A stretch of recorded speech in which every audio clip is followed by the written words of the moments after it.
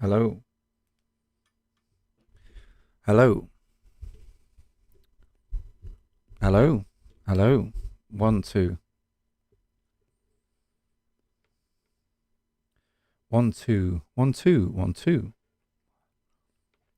Hello.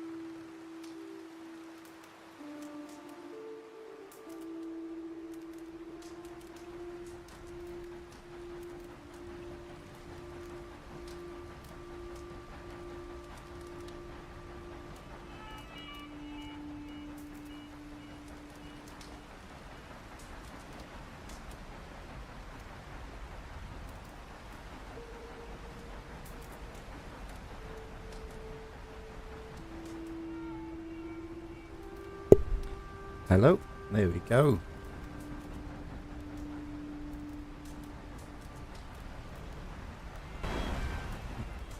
Just bring that right. Hello, everybody.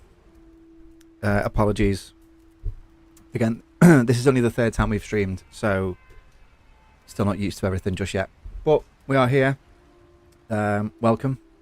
So we put out a thing last week or the week before asking you guys what was the best night. If we were going to do more live streams, what was the best night to do it on?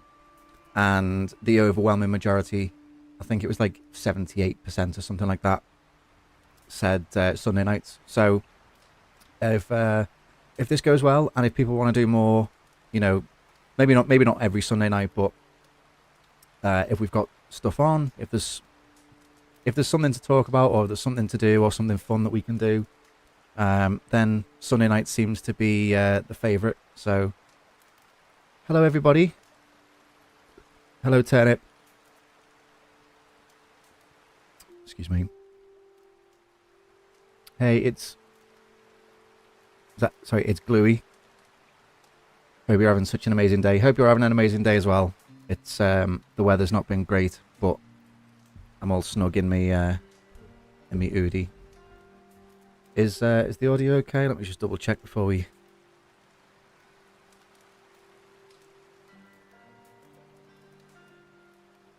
Yeah. Again, still only like the third time we've live streamed, so I just want to make sure everything's right before we actually like get into things.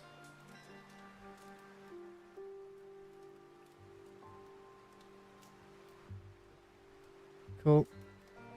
So how are we all doing on this cold, wet, dreary Sunday night? Why is my phone making that noise? So tonight we're going to be going through a lot of the Download Festival stuff. So it's been a few weeks now since cheers. Audio sounds good. Can't wait for Download next year. It's going to be my second time. Was this year your first time, Louis? All good. Just chilling. Cool. Yeah, so a few weeks ago we had the first announcement for Download Festival 2026. And that was we did a live stream for that. There was a lot of people watching. And thank you very much to everybody who joined us then.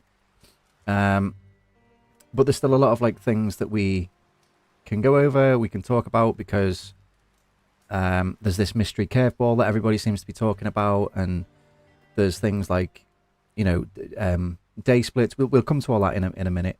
I've got something set up which we'll get to in a minute. But just to start off with a bit of news, so I'm going to be making a proper video about this in the next few days anyway. This is going to go up on YouTube proper, but you guys in the chat now are going to be the first to know. So basically, Izzy and Alana and Sam have decided to step back from the team. There's no bad blood or anything. Nobody's fallen out or anything like that. It's just life gets in the way. People have other commitments and things. And we're at a kind of junction now where, this year has been way more successful. We've done way more stuff this year than we intended to. And I think that's kind of got away from us a little bit, just how quickly things have moved. And so, it's not a speed that everybody can keep up with. Not in like a negative way, of course, because people have lives, people have jobs and families and other things and other projects that they're working on and stuff. So you'll still see those people in videos if we're doing events, if we're going to festivals and gigs and things like that, the vlogs. But moving forward, things are going to be changing slightly. So this is kind of why I wanted to get into live streaming a little bit more, because it allows, a bit more like long form conversations. We can do more fun stuff while we're on stream, basically, and then we can turn that into fun videos. And obviously it's not festival season now until next year anyway, so it's just it's going to take a bit of time to adapt the way we're doing things.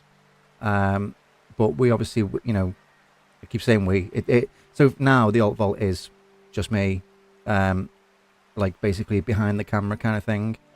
You'll still see people at festivals in vlog videos that we do. But yeah, so it's just, if things seem a little bit shaky for the next few weeks and things seem a little bit,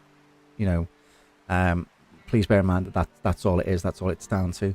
And I genuinely want to say thank you to those three, and Shane as well, who was a part of the team and left earlier this year. But to those three in particular, you guys have been there since the start, and I couldn't have done anything over the last 2 or 3 years without them. So yeah, a little bit of bad news, a little bit of sad news to start off with, but it's out there. I'm going to be making a proper video about it in the next few days and putting it up on YouTube proper. So everybody else is going to find out soon. But yeah, that's how it's going to be moving forward. So now that that's out the way, we can start getting onto some fun stuff. Let me just check the chat. Sorry. Yeah, first time, and what a way to make it a first. Yeah. It's sad to hear you only just came to your channel, so don't know them that well. But the way you've talked about them in videos and the few I've seen, that gives it time to come back stronger down the line. Thank you very much. Yeah, so, yeah, just a very, very quick overview of, I used to do this channel just by myself. I started it just being me filming silly little videos when we came out of lockdown. Just, capturing memories, basically. And then it grew and grew and grew, and we decided to turn it into different kinds of videos and other things. So we decided to put together a bit of a team, and we were working on, that's where we do like our ultimate guides for festivals, and we did some talky video kind of things. And yeah, so moving forward, it's going to take a bit of time just to kind of tweak things and see how it's going to work moving forward. But it will, we're not going anywhere, and thankfully we're not going anywhere because we're actually about to hit, we're getting close to 5,000 subscribers. Our goal this year was for 3,000, and it's just been, that's what I mean, it's moved so quickly this year, quicker than any of us intended, any of us expected, and that's not a bad thing. That's been amazing. That so many people have joined us on this journey this year, but it does kind of come with a bit more pressure and it's a bit more time consuming for things, and nobody had really accounted for how much time it was going to take. So that's all it is. There's no bad blood or anything between anybody. So now let's get into some fun stuff. So hello everybody. I'm Gibby, if you're just joining for the first time. And so we did a live stream a few weeks ago with the download announcement, and we looked at, who's going to be on. I think I've still got the... oh no, that's our prediction. No. So, we went over the lineup and everything else, but there's still a lot of questions to answer. So what I thought we could do tonight is, if I can find it, there we go. In fact, let me just change this, because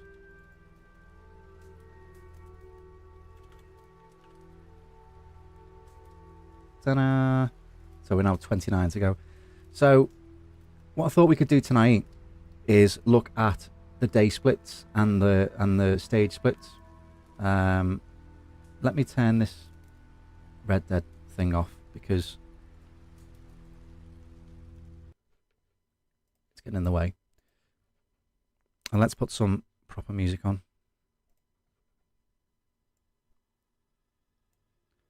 Now you're gonna have to tell me if you can hear this.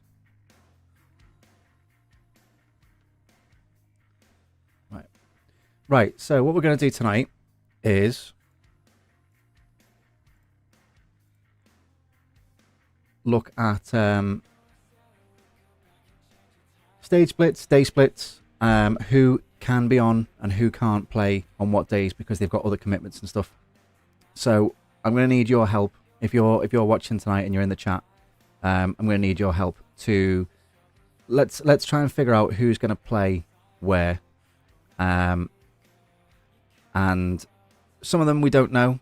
A lot of the bands on the lineup that people won't know, but we're going to try and work it out together. So I'm going to start off with my my pick. Let me just turn that music down a little bit so we don't get copyright striked, because we got a copyright strike this week, and so if you wanted to see that video of Tool at Back to the Beginning, you can't anymore because it got taken down.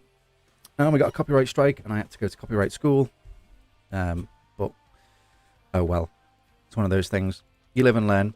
So I am going to straight away say that, so Limp Bizkit are headlining the Friday, right? I think that it's going to be a given that Cypress Hill are going to be there, because I just can't. Like that's such a good run on. You know, so if you look at the poster there in the bottom corner, Cypress Hill have their logo on like the top line of the next artist, which usually means they're going to be main support or second stage headliners. It's usually main support, and I can't see them really going well before Guns N' Roses or Linkin Park as good as going before Limp Bizkit. So I think Cypress Hill, that's like it's that kind of like they're both kind of, it would be a similar run on to each other, same as like this year was on the main stage on the Friday was Jimmy Eat World, Rise Against, Jimmy Eat World, Weezer, Green Day. You know what I mean? Like they're kind of similar enough that it's like you can just stay at the main stage and have the same kind of vibe, and it's not too all over the place. It's not too, and sometimes Download experiment with that and it doesn't work. Same with like the Sunday this year as well was like the heavy day. So it was like Ginger, Meshuggah, Spirit Box, Bullet for My Valentine, Korn, which are all really heavy bands. So I think they're going to try and focus on. So this brings me to my next one. Main support for Guns N' Roses. I'm going to go for Hailstorm, because the thing with Guns N' Roses is Guns N' Roses are going to play a 3.5 hour set, right? Which some people like, some people won't like, but that's what it is. Guns N' Roses, whenever they play, they're booked for the 3.5 hour set. So they're essentially going to be in the main support slot as well. But on the poster, it'll look like Hailstorm. So really, it should be like this.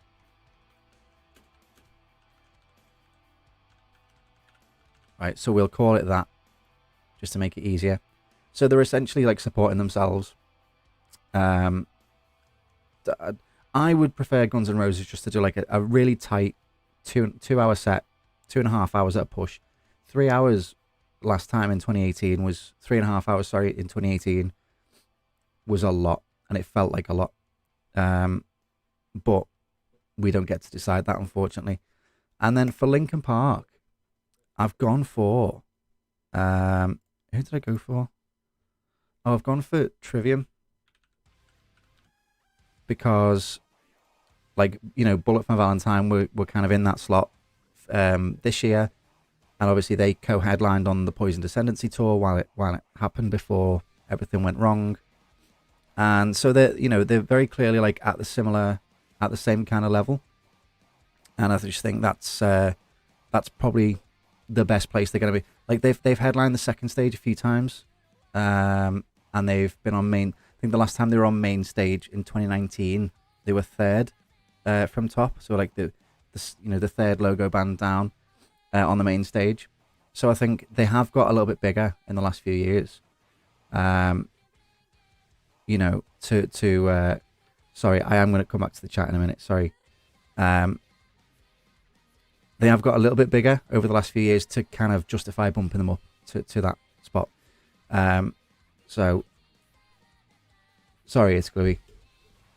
Yeah, and I saw your message about Hailstorm. It just feels right. Do you know what I mean? Like they're very like Hailstorm are very like classic rock. Obviously, Guns N' Roses are like the classic rock band. And it just feels right for them to be there. So then next down, while we're filling in those gaps, I've gone, and I want to see if anyone disagrees with this. I've gone there. Electric Callboy. Did I spell that right? Electric Callboy. Yeah. Electric Callboy into Cypress Hill, into Limp Bizkit will be insane. Electric Callboy in 2023 at the 20th anniversary were in the third stage tent, headlining the third stage tent, and it was too small for them. And then 2024 they were booked for the second stage as main support on the second stage. Obviously Nico got sick, so they couldn't play, and I think the main support on the second stage is usually a similar level to the third down on the main stage, if that So it's like take the headliners off the main stage, and that's kind of like where the second stage sits. Don't quite agree. Trivium into Linkin Park personally as their headline set for Bloodstock to be supporting. I think they deserve to headline second stage instead. Yeah, that's entirely fair. That's what I mean. So like it's kind of like a similar level. So the headliners of second stage are usually the same kind of size bands as the main support on the main stage. So they could be completely interchangeable. Let me just check my notes because I made some notes because some bands are playing Nova Rock that weekend as well. So there's only some days that those bands can play.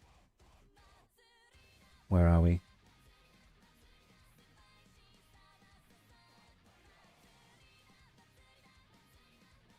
Where are we? There we go. So yeah, so there's nothing stopping Trivium being any a headliner of the second stage on any day. I think they are playing another festival. I think they're playing Rock for People, but they're playing on the Wednesday, I think, because that's 5 days of music. You'd put Architects to support Linkin Park instead. That is a really good shout, but Architects are playing Nova Rock on the Sunday. That's why I didn't put them there, because so they're really only going to be Friday or Saturday. I would say I would lean towards them being the Friday just so that they can get all the gear and stuff over comfortably, of course, because like bands do play Saturday, Sunday, obviously when they're touring. But I put them, I would say, you know what, yeah, I'm going to put Architects there. Oh, Architects. Is that right? What is up with me tonight? Architects. There we go. And so if that's any similar to 2018, so Guns N' Roses did that 3.5 hour set. The headliners of the second stage that day was Parkway Drive. Parkway Drive were playing while the Blackstone Cherry were on before Guns N' Roses. So just how well their shows have done, sold out every arena. No, I completely agree with you. It's just simply logistically the fact that they're at Nova Rock on the Sunday. Maybe, I mean, I would say they'd be main support for Limp Bizkit, but I think Cypress Hill just works too well to pass up that opportunity. I'm happy to be proven wrong, of course, because any combination of those bands works really well.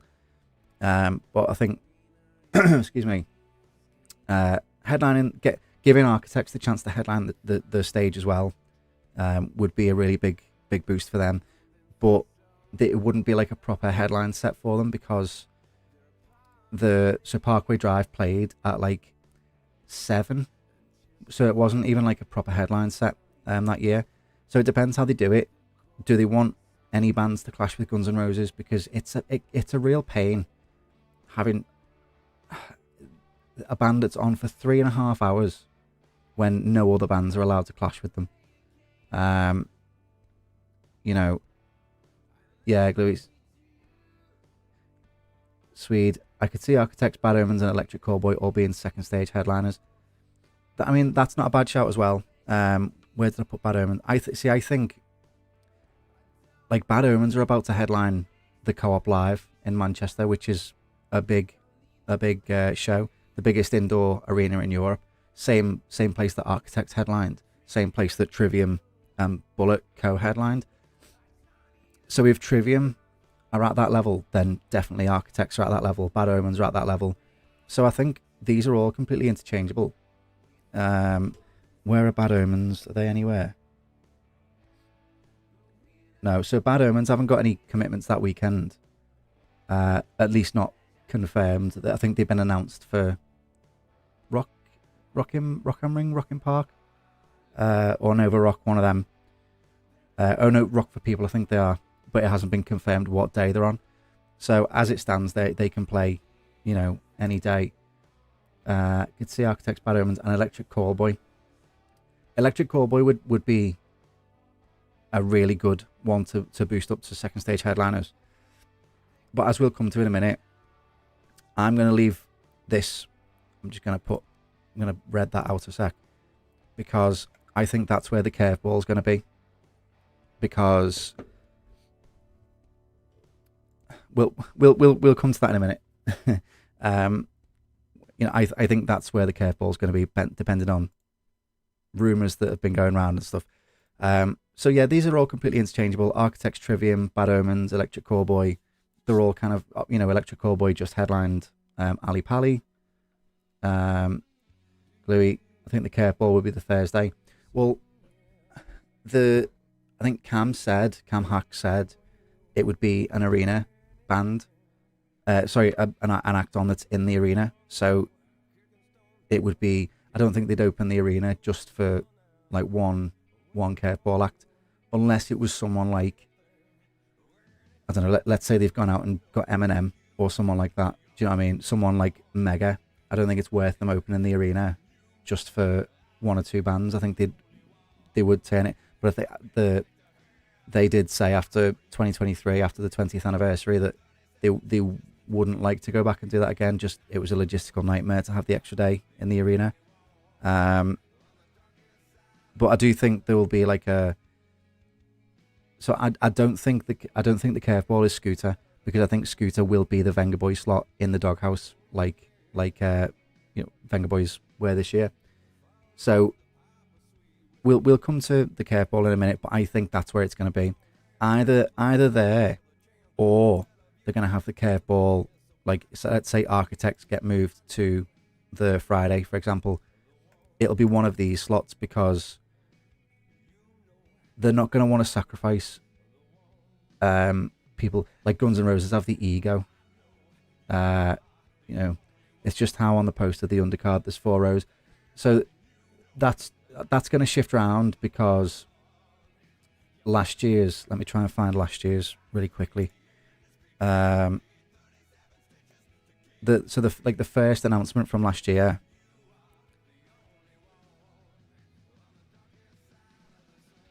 No, I can't find it anyway. I did have it saved somewhere. The first announcement poster from last year had like a similar layout, and then everything got shifted around. So if you see there, it says Bad Omens, Cypress Hill, Trivium Architects. That kind of shifted so that it went, one of those bands dropped down, and then it became like a 3 and a 3 and a 3. But again, like, it could be any of those bands. Like, all 4 of those bands there, Bad Omens, Cypress Hill, Trivium, Architects, all 4 of those bands deserve to be main support on the main stage, or headliners on the second stage. Like, that's the level that they're at. Electric Callboy, Hailstorm, Ice Nine Kills, Baby Metal are all slightly smaller. So I think that's kind of where that distinction's been made. Danny, I'm thinking Cypress Hill before Guns N' Roses, so they could do a collab of Paradise City. That would be insane. Right, so let's make a decision then. As a community, as a team, what are we saying? Are Cypress Hill going to be before Limp Bizkit, or, because then you've got to, like, I really do think Hailstorm are going to be on before Guns N' Roses, because there's no way that Guns N' Roses aren't playing a 3.5 hour set. I'm skipping Guns N' Roses anyway. Yeah, a lot of people, I think, will do, because I love Guns N' Roses. Don't get me wrong. I will be going to see them, but like, Slash did a 15-minute guitar solo, and then they played covers from bands that I can't remember the full set list, but it was like, why are you playing covers that you have never, like, I understand them doing Knocking on Heaven's Door or Live and Let Die, because they're the covers that they're known for, but they started playing covers from like The Who and Soundgarden and stuff, which are great songs and great bands, don't get me wrong. It's like, why are your Guns N' Roses, play Guns N' Roses songs, play like a tight 2-hour Guns N' Roses set, and let somebody else have a turn of going on before you. Do you know what I mean? So, but they will be good. Well, they will be good, apart from Axl Rose's voice, because he sounds like Mickey Mouse. Danny, Cypress Hill, GNR for me. Okay, right. I'm going to cross that out just for now. I'm going to put it in both, because we'll come back to it. Um, so the curveball is, I think it's going to be the second stage headliner of one of these 2 nights, either the Friday or the Saturday. The Saturday only because they might have somebody like an alternative on alongside Guns N' Roses for like the first hour or something. But I don't think they'd want to sacrifice. Like they'll want, Download will want like the shot of 100,000 people watching Guns N' Roses. That's something that they can sell the festival on. Like, look at this amazing. This is how big the festival is. There's 100,000 people all in the same place watching Guns N' Roses, one of the biggest bands of all time. So if they start throwing other big names on at the same time, you're going to split the crowd. And yeah, there'll be people anyway that don't like Guns N' Roses, and will like go back to camp or will be somewhere else doing something anyway. But I think they just might not want to give anybody the opportunity to miss them. Do you know what I mean? So I'm gonna turn that back to normal. What have I done? Sorry, it's just me being a boomer. Sorry. So I'm gonna. Do we think Architects are going there, or are we moving them? Let's have a look. So Bad Omens, Cypress Hill, Trivium, and Architects. Where did I? Are Bad Omens? I don't want to put them any further down. This is the thing, because right, I'm going to put. It sounds bad to do, but I'm going to put them there. Or do we go with what It's Gluey said? And are we going to swap them? So Bad Omens supporting Linkin Park. And Trivium there. Does that make more sense? Swede says, yeah, they don't tend to do clashes on the Saturday night. Was like that for Sleep Token this year. Yeah, I think in the last few years they've tried to avoid as much clashes with the main stage headliners as possible. Just to try and give those bands a bit of a boost, I suppose, as well, because there's been so many new headliners recently. Sleep Token, Fall Out Boy, Queens of the Stone Age. I think they've tried to kind of like not give anybody anywhere else to be, to take the time away from those bands. So what we're saying, Linkin Park and Bad Omens and Trivium second stage support. Second stage headliners, or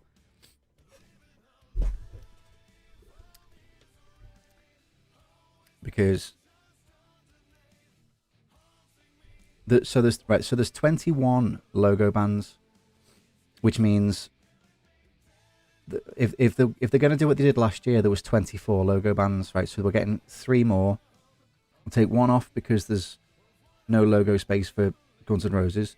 Take another one off for what I think's the curveball, and so there's going to be one more.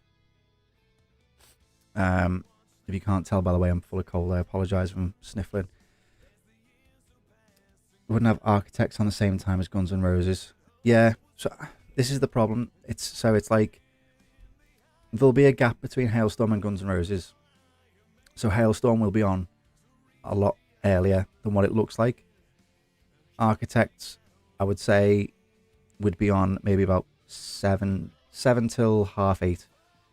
Guns N' Roses will start at 7:30 and play till about 11 o'clock, which is just insane. Like, when they did it in 2018, it was just... So, I mean, it went on and on and on.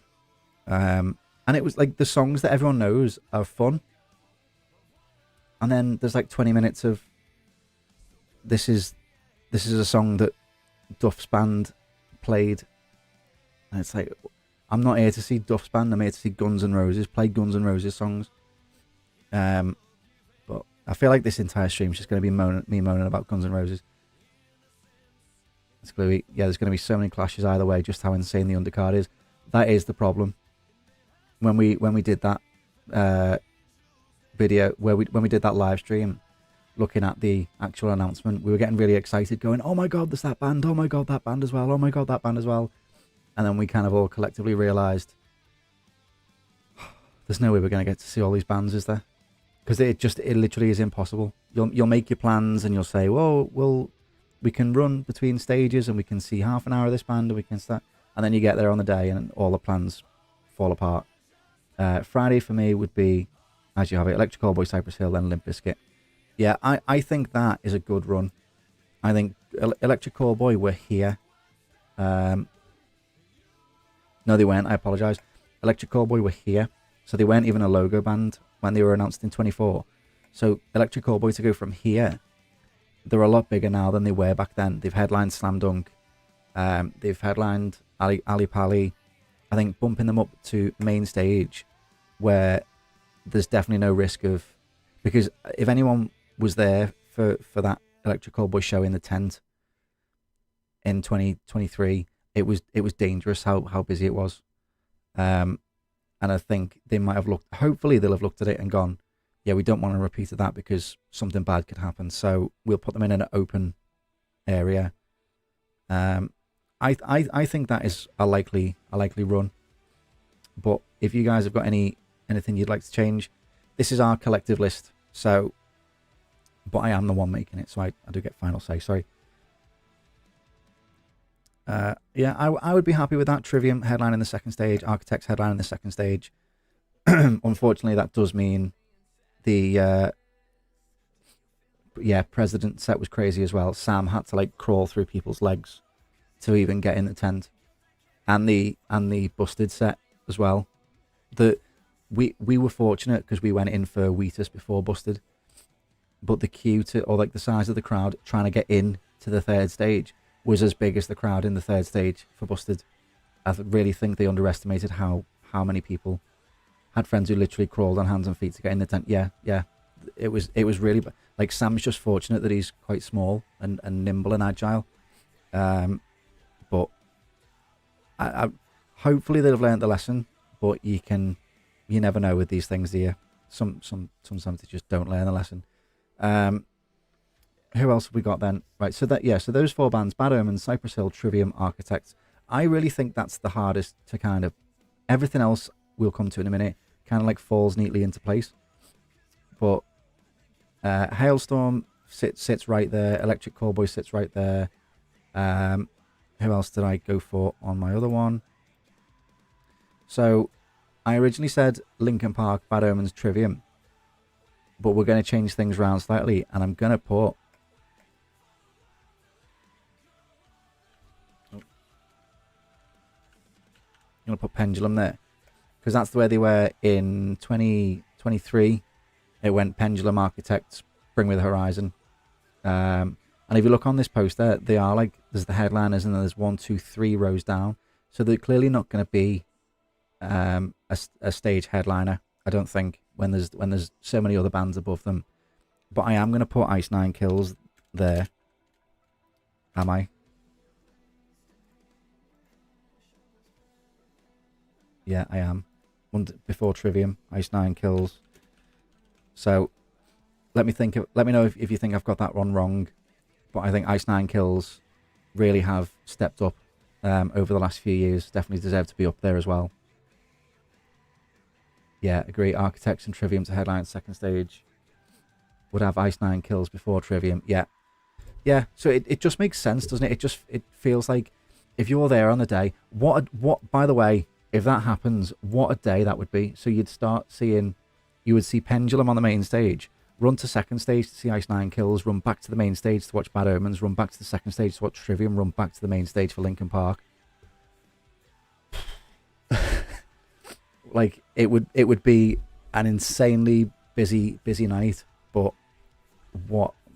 that might be one of the best runs in Download history if that happens. Who did I put here? So I'm gonna put. In fact, you know what? No, I'm gonna change my mind a little bit.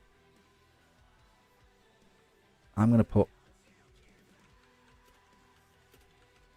Black Veil Brides on before Architects there. And you'll see why in a minute. What do we think? Sunday's going to be a crazy day for me. Yeah, it's this is the thing though. Like as we've just said, that undercard is so stacked that every day is going to be so busy. The entire weekend is going to be so busy. I really no. I don't think you're going to be able to please everybody. With when the actual, announcement gets made, which will be sometime in. I think it's usually end of January, beginning of February is the second announcement, and that's kind of when you get a feel for. Not every band on every slot, obviously, but I mean, there's 93 bands been announced already. If you get another 15 bands announced in the next announcement, that's pretty much everybody. So then you can start going, okay, well, that's clearly going to be there. That's clearly going to be there. Swede, if that's the case, we can save Baby Metal to as late as possible, as we know they bring the rain. Yeah, so, yeah, what I worked out as well, Baby Metal first played Download in 2016, and they didn't have a logo on the poster, and it poured down. That it was horrendous. Having been really sunny, the entire festival up to that point, Baby Metal 2016 didn't have a logo, came on stage, it poured down. Baby Metal 2018 on the second stage with a logo, before Guns N' Roses, it was blistering heat. Baby Metal 2024, was it 24? Was it this year? Was it? No, it was last year, wasn't it? Everything's just blurred into one. Didn't have a logo, and it poured down again. So Baby Metal have got a logo, which means that it's going to be sunny. And don't quote me on that, but it seems that's the way it's going. I hope the weather is good. As this year's was perfect. It was nice when it rained. The dust this year was almost as bad as the rain. We were in the pit for Meshuggah at the main stage, and we were like, bandanas, glasses, and at one point I pulled my bandana down and I still had like a mouthful of dust, and my teeth were covered in dust. It was horrible. Just that kind of horrible, like you don't realize until you get out of it and you cough it all up. You're like, oh, actually, yeah, I was struggling to breathe actually there.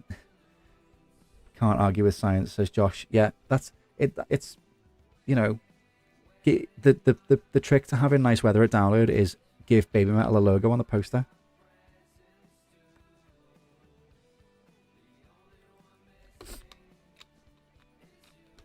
Yeah, like something out of Mad Max, Swede. It really was. Or Dune. I think we made a joke at the time, like we were trying to sandwalk, like it was like in Dune. Was using my top at first and then ended up buying bandana. It was a lifesaver. Yeah. But even that wasn't enough. That's how bad it was. So where are we saying for Baby Metal? Because the last time they played was on the main stage, but it was fourth down. And I don't think they've gotten any bigger since then. But, it's a strange one, Baby Metal.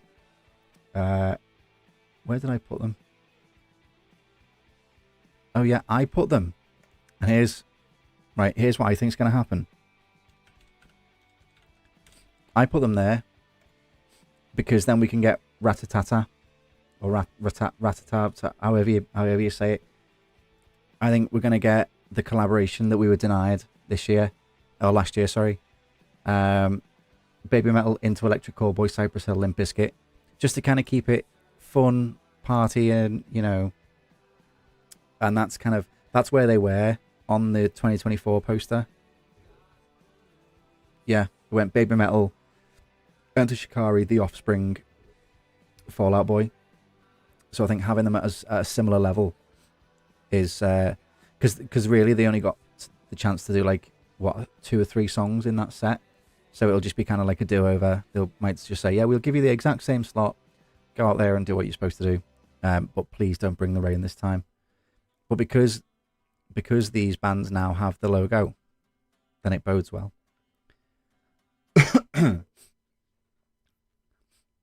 Fun Ploy. First time going since 2019. Going solo in Camping Plus. So hyped for it. Going solo in Camping Plus.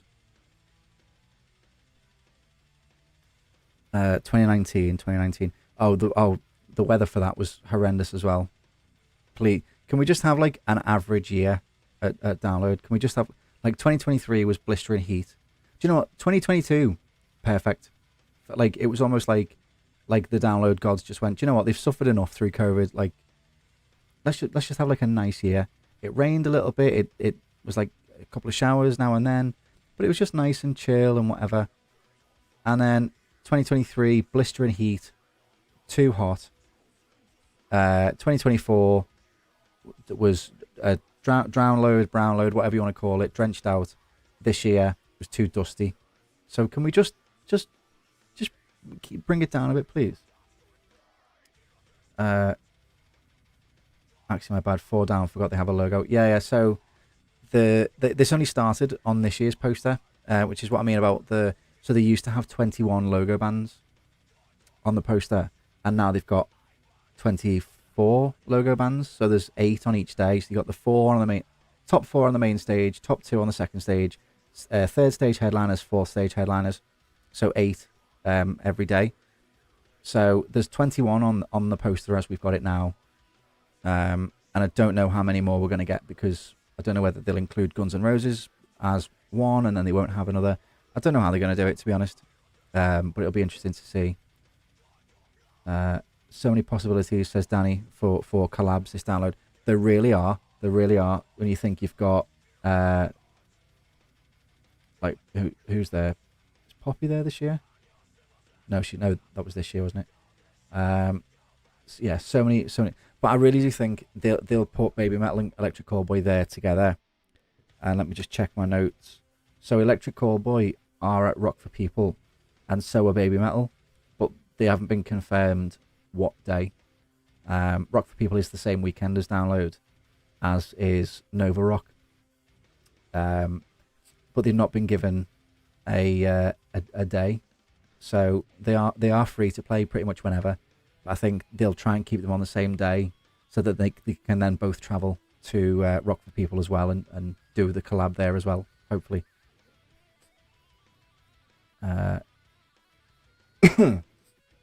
This year's was perfect weather-wise, the bands, but it was my first time, so can't compare to the other ones. The problem with the weather this year, we've always got something to complain about, I feel, but it was too dusty, it was too warm, it was too dusty. Which it could be, it's better than the alternative, but sometimes you just like, can we just bring the heat down a little bit, please? Can we just have can it just be okay? Doesn't need to be one extreme or the other. Baby Metal, am either main stage 5 down or 3 down second stage. Oh, sorry, that was the comment from before. Baby Metal and Bloodywood. Oh yeah. So we'll come to that as we work our way down. I think keep it in theme with the classic rock.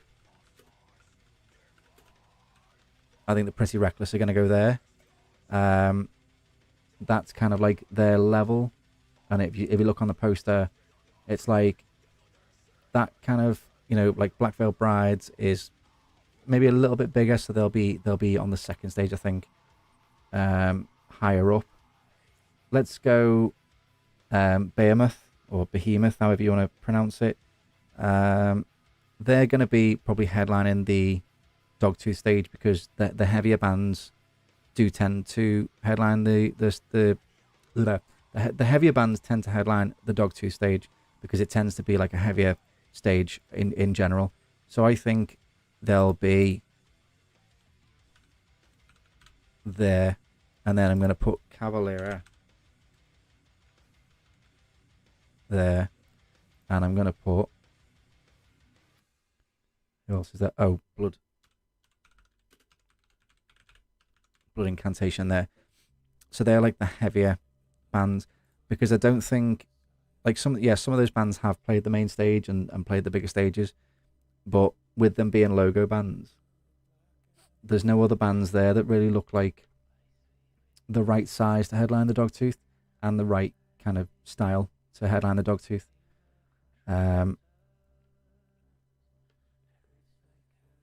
Hey P. P is in the house. So I realise you can't see these comments. I just pray to the download gods don't have a repeat of President Madness. Yeah. I think me and Sam were going to do a video about President, but obviously Sam's now not here. So it makes it sound like he's dead. Sam's not dead. He's still very much alive. But we were going to do a video about President because we have very conflicting opinions on them. So we will. I'll be making a video about President soon to cover it all, because I'll be here for a long time talking about it. But the long and short of it is, I don't get it. I don't get it. It's just like every other. It sounds good for what it is, but what it is like everything else. There is nothing that President can give me that I'm not already getting from Bad Omens or Architects or Ice Nine Kills, just to name 3 bands on this poster.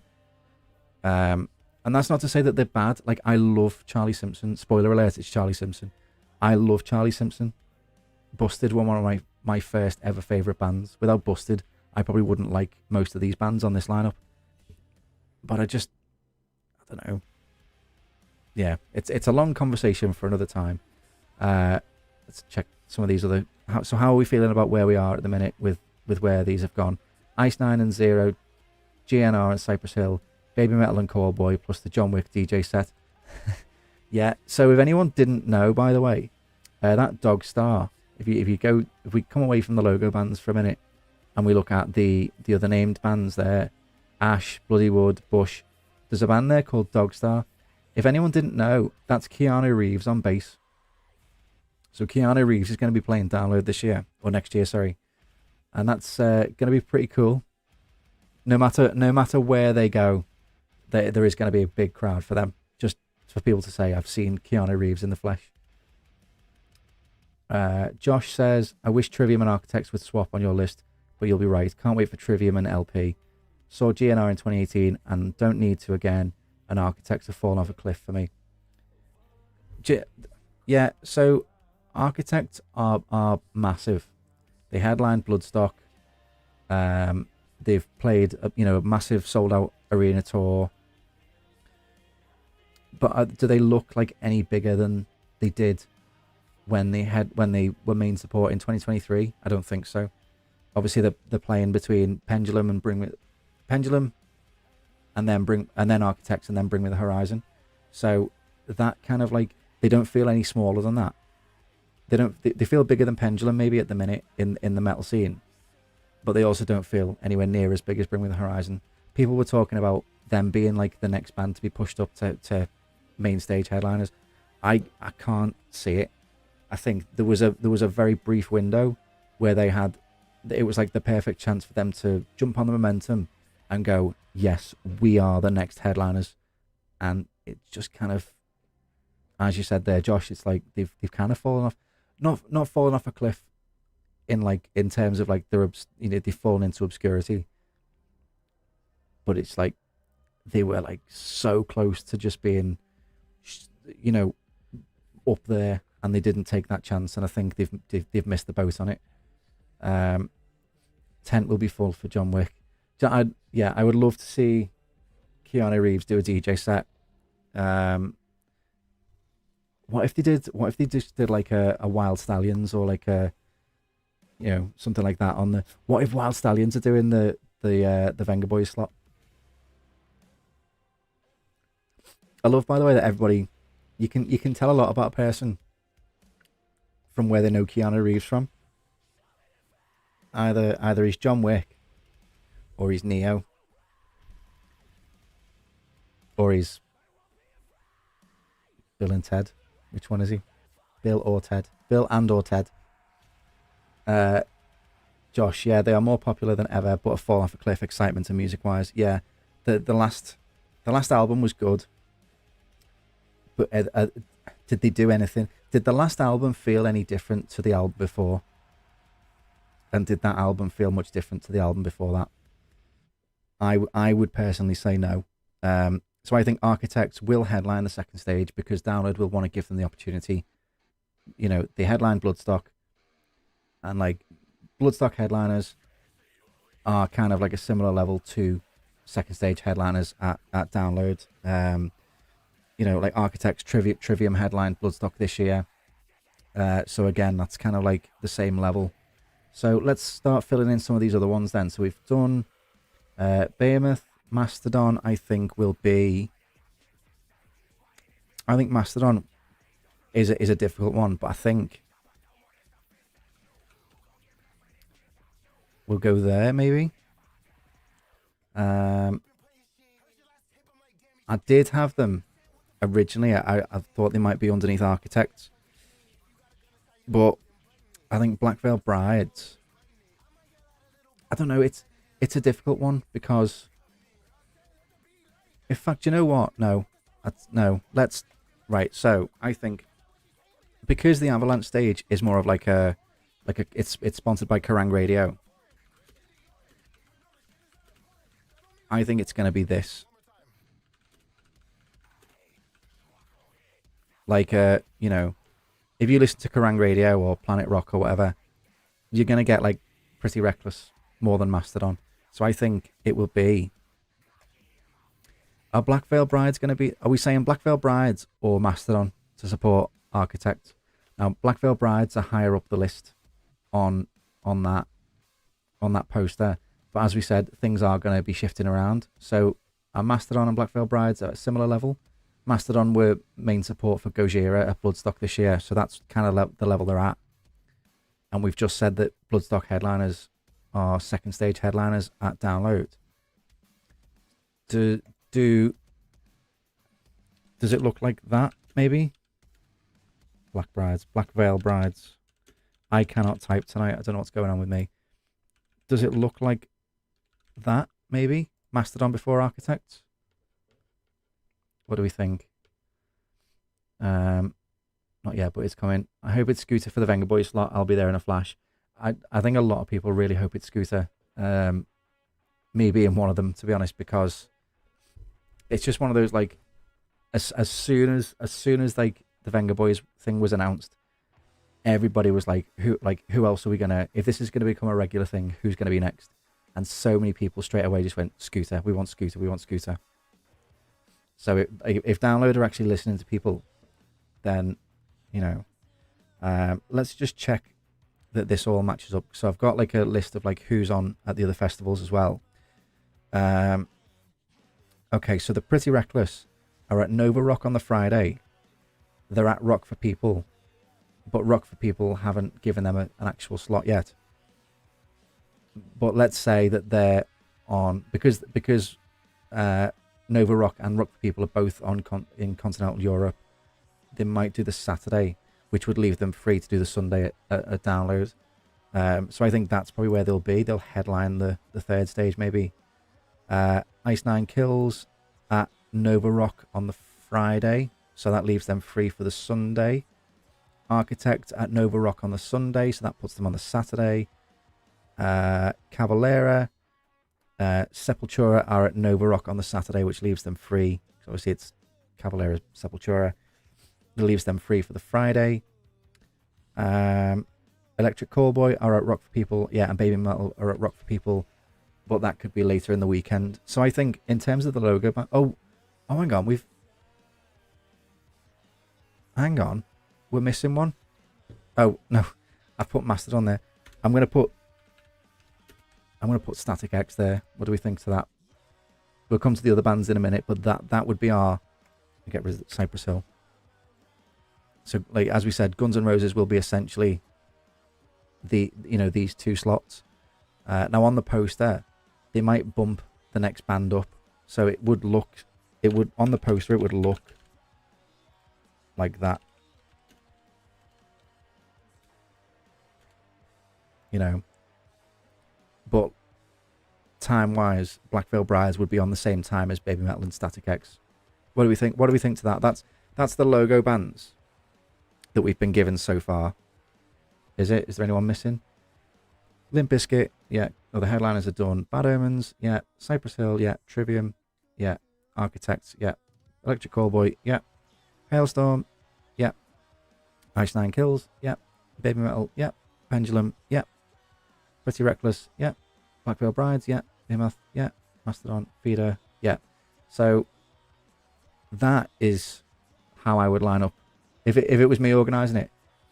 But if you guys have got any other suggestions before we move on, Black Veil Brides for Architects. So would that make Mastodon maybe on the main stage instead of Black Veil Brides? Are we swapping them two? Funployee says, I still think it's going to be Aqua. I think Scooter will be too expensive for a niche act. That is a fair point, because Scooter is like headlining festivals in Europe and playing some big sets. But maybe who knows at this point, you know, Vengaboys would be, I don't know.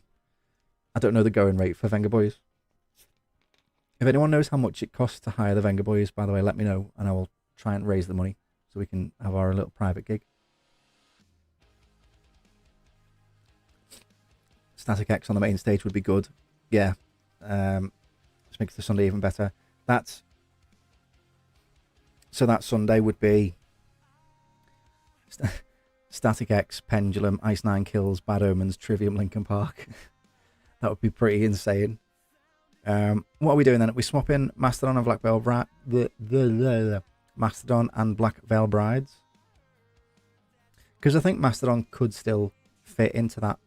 That wouldn't seem out of place. Mastodon, Hailstorm, Guns N' Roses.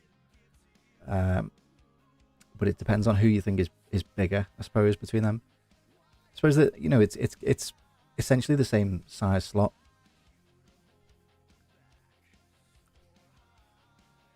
Swap them. Right, I'm going with you, Gluey. It's Gluey. Not Mastodon, and then yeah, and I also think that Black Veil Brides into Architects does work quite well as well. You don't want things that are too similar, because then you've given no reason for people to like wander around the festival and explore and see other things.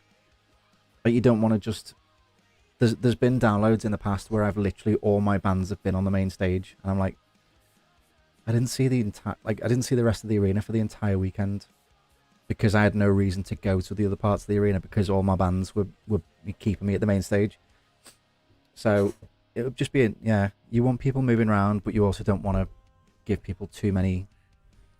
You don't want all the similar stuff to be on at the same time. So I'm destroying the place. Sorry.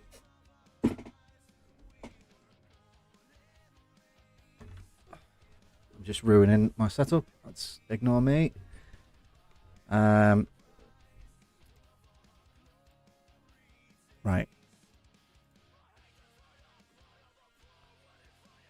I am just going to make a quick change to something because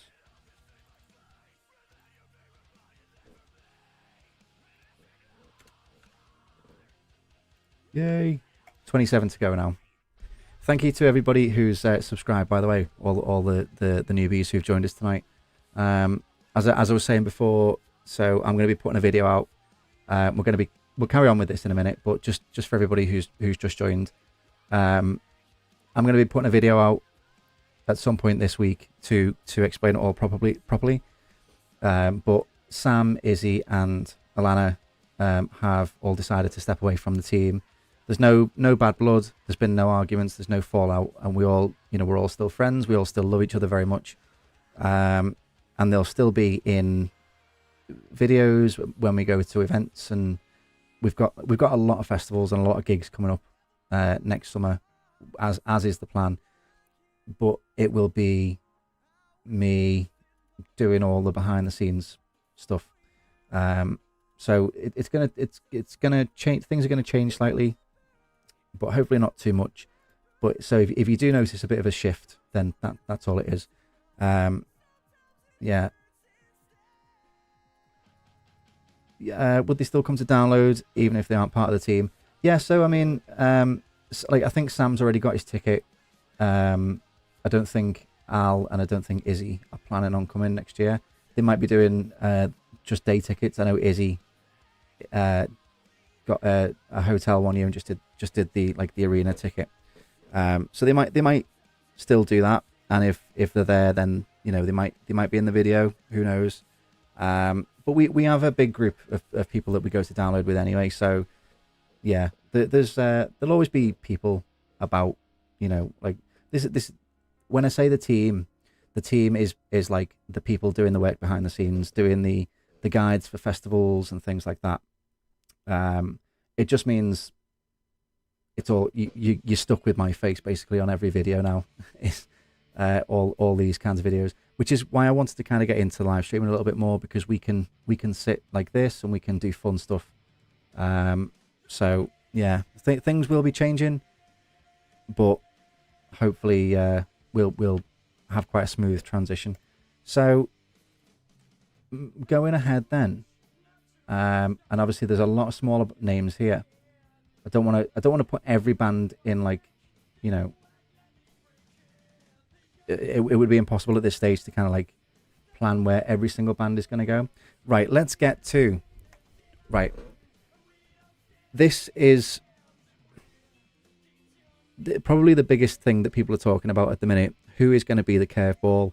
What does the word curveball even mean? So Cam Hack, the guy who is now booking the bands for Download, who's like the lead booker, has said that it's somebody who's never played Download before, and a curveball is like somebody that people wouldn't usually associate with Download Festival. I suppose to an extent Cypress Hill already are a curveball, but the fact that they're not listed as a curveball means that it's got to be somebody pretty out there. People have said Scooter. I don't think it would be Scooter,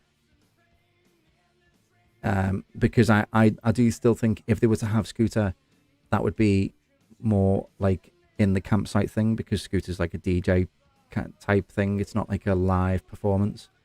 Do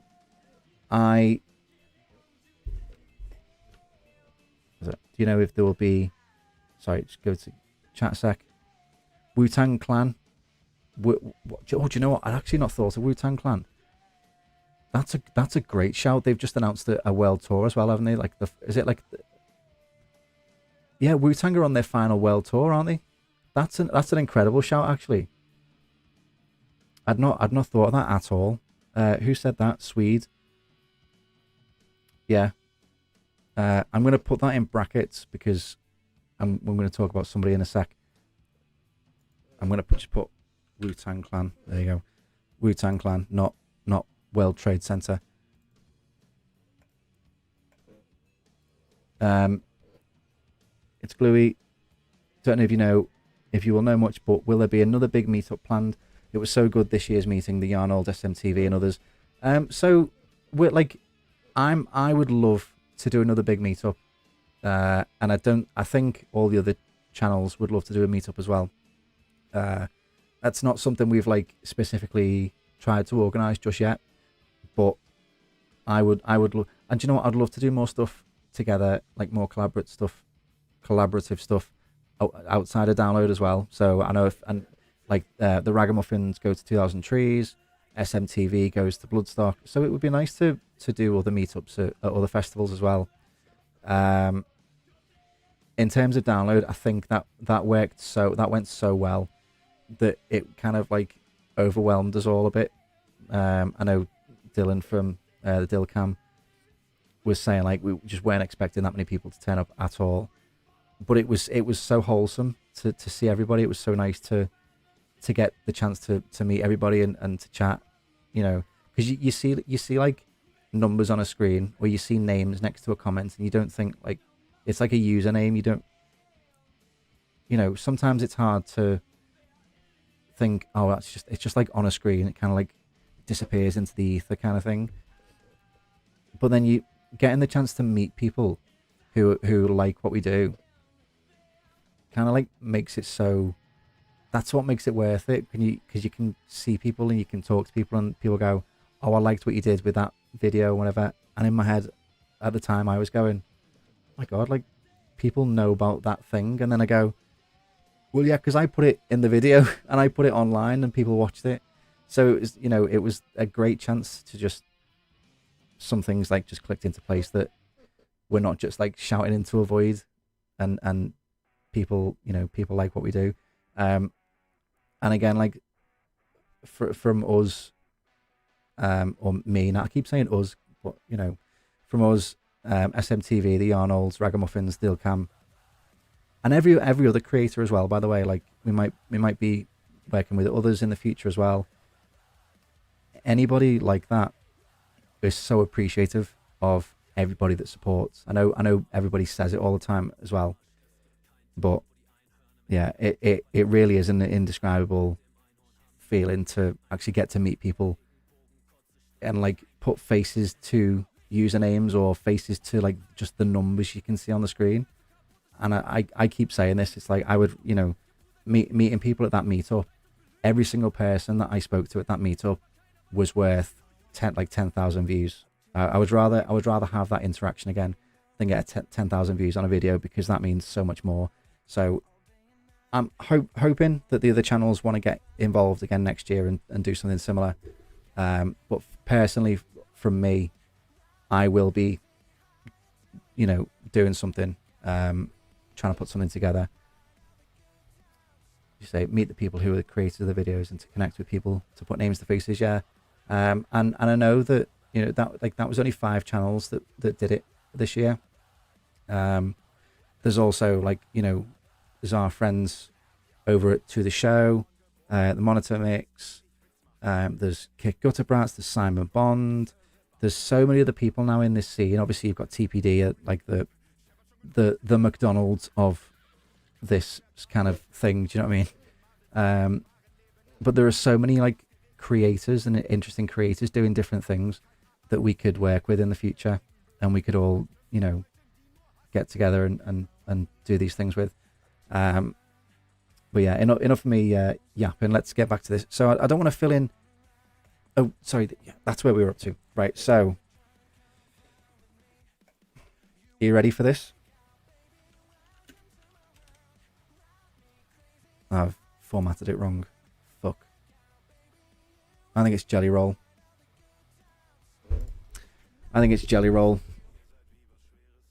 And I'm standing by that. Because people were saying, oh, we want Post Malone to headline Download one day. So because he can do like a bit more of a rock, he is a rock musician at heart, Post Malone. Eminem is another one who's like would fit well in. I feel like a lot of rock fans, metal fans really like Eminem. And I feel like if this is the way Download is going, where they will have like 1 or 2 non-rock acts, that started like they put the feelers out there with Busted, and then it was McFly. I think Jelly Roll is like popular enough because there's a lot of rock and metal fans who are also into country, and like you just have to listen to Bill Murray as well to tell that there'd be like an interesting crossover. There's a lot of people who would be into that. So, what do you think? Feel free to tell me I'm wrong, but I think it's Jelly Roll. But as Swede said, Wu-Tang, the thought didn't even cross my mind, but that is such a good shout, Wu-Tang Clan.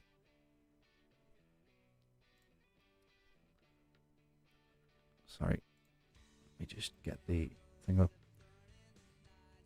Post Malone would be so good. Also Eminem. Also, do see the shout out for Jelly Roll, but they got enough songs for like 2, possible 3 hour set though. Yeah, but I don't know. There's just something about it. It's like it's not a name that's too big. It's not a name that's it's like similar. How do I try and describe it? The audience for Download, if you ask them what other genres do you listen to, there is a large crossover between rock and country. Another name that could I don't think it will, because he's a lot bigger than Jelly Roll, but Luke Combs in the next few years could be like just a name that gets thrown around.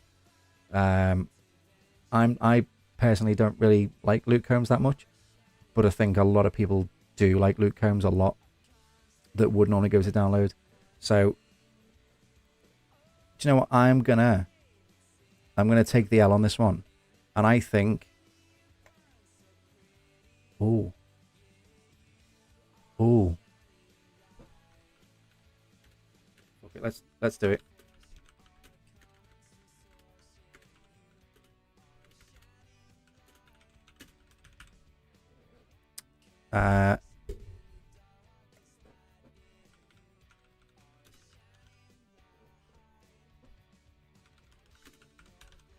What about that? Because Limp Bizkit, Fred Durst will collaborate with anyone and everyone, and I don't think that is too far removed. Having Wu-Tang and Cypress Hill, or would Wu-Tang? Who's bigger, Wu-Tang or Cypress Hill? What do we think? Because we've still got 3 logo bands to announce. Is it 3? We've still got 3 logo bands to announce.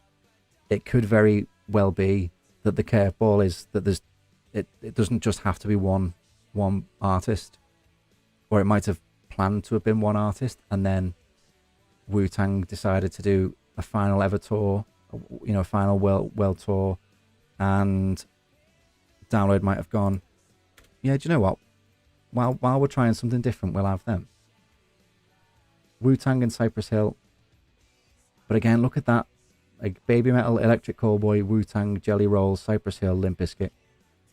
Like Limp Bizkit they're not just a metal band. They're not just like a new metal band. Limp Bizkit are like known. Limp Bizkit are like an MTV. Fred Durst is like a cultural icon. He's like a rock icon, but he's a cultural icon as well. So you could get like a Jelly Roll as support to Limp Bizkit, and it wouldn't seem out of place, because Limp Bizkit are like the center of like the net of so many different kind of things. We'll put a pin in that for now, but that's just Swede. Now that you've said that, I can't get that idea out of my head that it's Wu-Tang, but I also would kind of like it to be Jelly Roll, so I'm going with that. But if anyone's got any suggestions, then we'll come back to it. So let's just do. We're not going to do every other band, but some of these smaller bands in this like other section there with Ash, Bloodywood, etc. I think maybe let's say main stage on the Friday. Who would fill that out? Now, I've blacked that out because the arena opens later on the Friday, so you normally get a band less per stage than every other day. Yeah, it's Gluey. Can't forget Drowning Pool.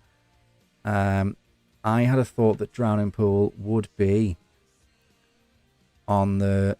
So I thought it would go something like this.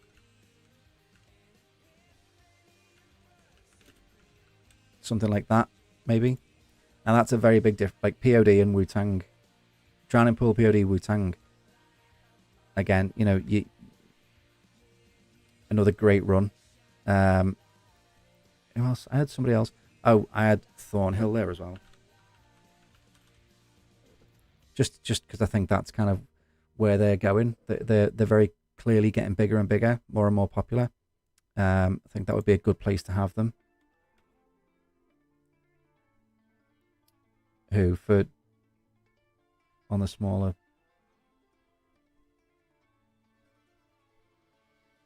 Drowning Pool. Yeah. Sorry, I realised people can't see the chat. So it's Gluey just said, we can't forget Drowning Pool. There's section 4 down, though, on the smaller writing. And yeah, but I think, and Thornhill are there as well, are they? Oh, no, sorry, Thornhill. Yeah. It's a difficult one to call because it's like more people know Drowning Pool than Thornhill. So, I don't know, where do you... How do you kind of like justify that? Do you go on Spotify streams? Is that what they're going on? Which seems to be the case nowadays. But Swede just said Tom Morello would be second stage. Now, do you know what, Swede? I'm gonna get now that you've, because of the Wu-Tang thing, I'm gonna I'm going to trust you. I think Tom Morello would be there maybe.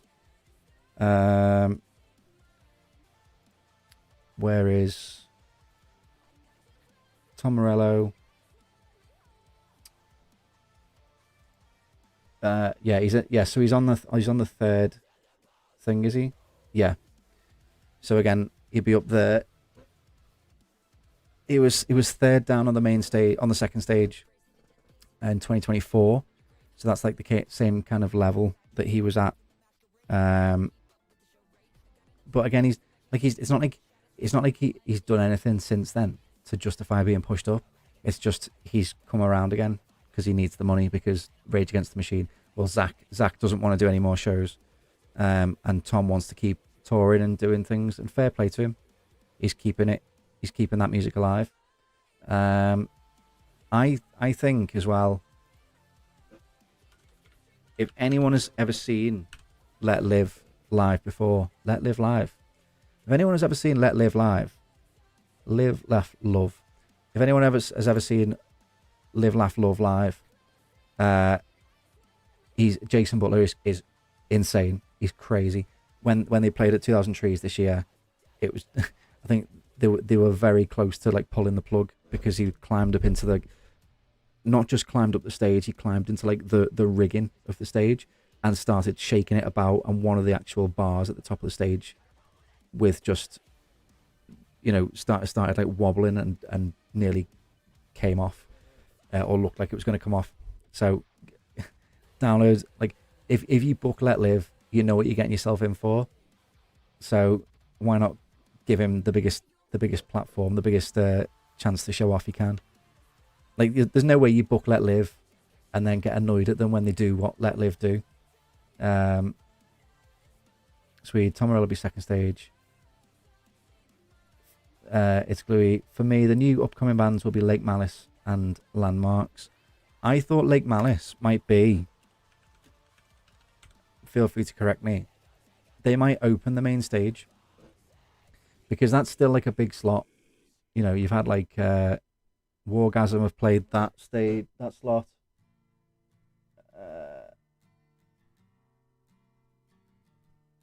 Bambi Thug did it last year as well. So I think that's like it gives them a chance to, show off on the main stage. Seeing Queen, Swedes just speaking. Oh, good timing. Seeing Queen's played second stage in 24 and just on a new album, so it could be pushed. Same with Those Damn Crows. Yeah, I think Seeing Queen is gonna be. What is up with me tonight spelling? Seeing Queen. And then do you know who I think's going to be there as well? Kubla Khan, TX, because they're from Texas. I think that's going to be the main stage. Because if anyone was at Bloodstock this year, Kubla Khan got like that wall of death. I think the video of it went viral for how big it was. And Download might just go, yeah, throw him on the biggest stage you can, and we'll get the footage of of that happening at Download. Because again, Download will want that footage to then sell the idea of the festival and be like, yeah, you should come to this festival because look how good that is.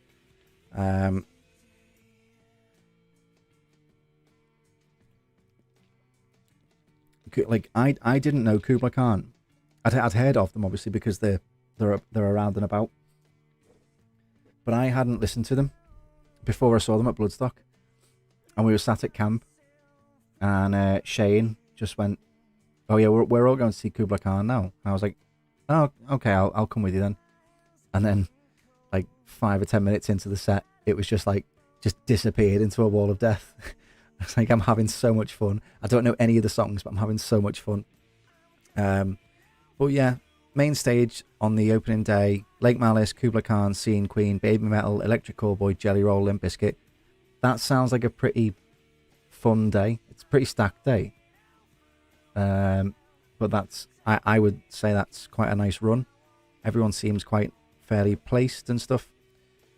Again, tell me if you think I'm wrong, and we'll move stuff around. Who else did you say, Swede? Those Damn Crows. I think Those Damn Crows are going to be there.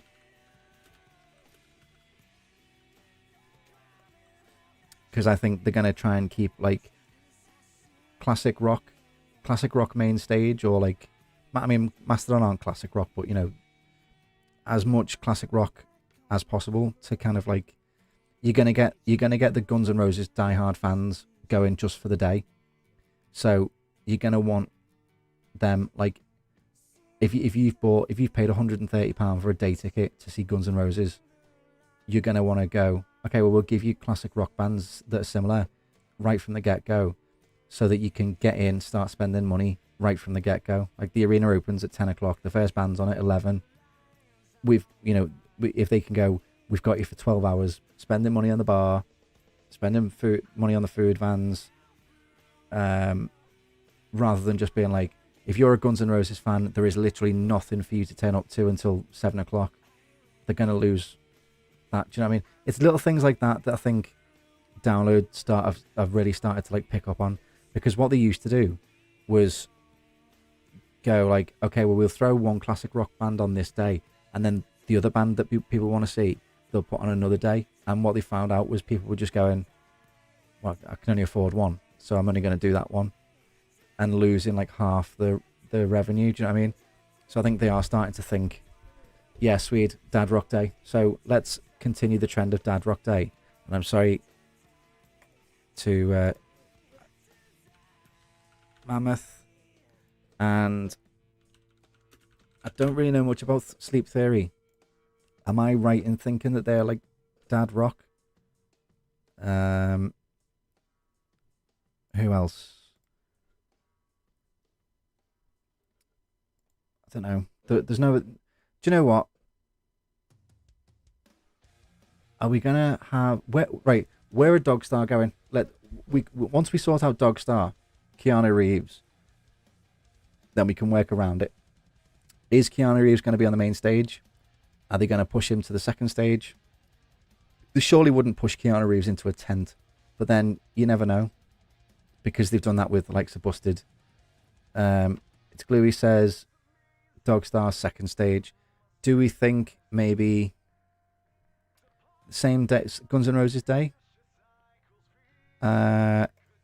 I don't think they'd be big enough, because I'll be honest, I knew Keanu Reeves was in a band, and I think I knew once I'd been reminded that it was called Dogstar, but I don't think they will be advertised as, oh, it's Keanu Reeves' band, not, oh, this is Dogstar, like, you need to listen to Dogstar. Yeah, as it's Gluey's just said, people will come purely to see Keanu Reeves. Swede says Dogtooth for Dogstar on the Saturday. Dogtooth, do you think they'll put? I mean, as somebody said before, they did put President in that stage, and they did put Parkway Drive on the secret set on that stage. So clearly they don't care about, you know, people not being able to get into the tent. But I don't know. Would you not want Keanu, like, if you've got Keanu Reeves playing your festival, would you not want him on the main stage, or the second, like, an open air stage where people can watch him? I don't know. Swede says they fit the Dad Rock vibe. Okay, what about this then? What about this? Dogstar there and Sleep Theory there, because Dogstar purely for the reason that it's Keanu Reeves, and I hate that is what it is, but, you know, it's like Paddy Considine, if anyone knows him from, you know, I mean, he's been in loads of stuff, but most recently people know him as House of the Dragon, Viserys Targaryen from House of the Dragon, but he's been in, like, the Hot Fuzz and Shaun of the Dead and stuff, and loads of other amazing films. But he's in a band called Riding the Low. Now, we love Riding the Low. Like, I love Riding the Low just to listen to their music. I've seen them loads of times. Met Paddy a few times after gigs and stuff like that, and at festivals. But they are sold as, like, the I think against his wishes, sometimes he would like the music to speak for itself. But a lot of people go, "Oh, you want to check out this band, Ride in the Low?" And they go, "Okay, yeah. What are they like?" And they go, "Oh, it's kind of like heavy hard rock, bit of punky kind of thing in there, whatever."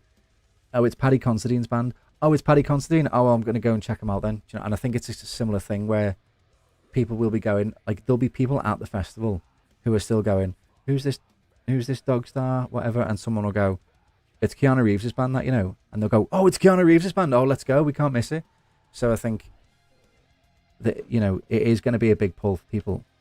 But as Bluey says, I agree with Swede.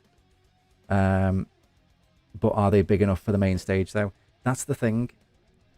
Okay, should we compromise and put them on? See, I think they're going to be one of those bands that like doesn't go on too late in the day. Should we say maybe there on the second stage? Put Sleep Theory back up there. And then have somebody in between. Who else could we go in between there? I will say I think Bush are going to go there, and I think Ash are going to go there, just to get rid of them. Yeah, it's Bluey. Personally, say second stage mid-afternoon, which is there about, I would say. So like, if you're going to push all, so if Architects aren't going to clash with Guns N' Roses, you'd push everything else down, wouldn't you? So they would be on maybe like 3-4 o'clock. You'd have 1, 2, 3, 4 bands on before them between 11 and 3, 11 and 4, whatever. Dogstar, yeah, like mid to late afternoon. Somebody else who can go there then?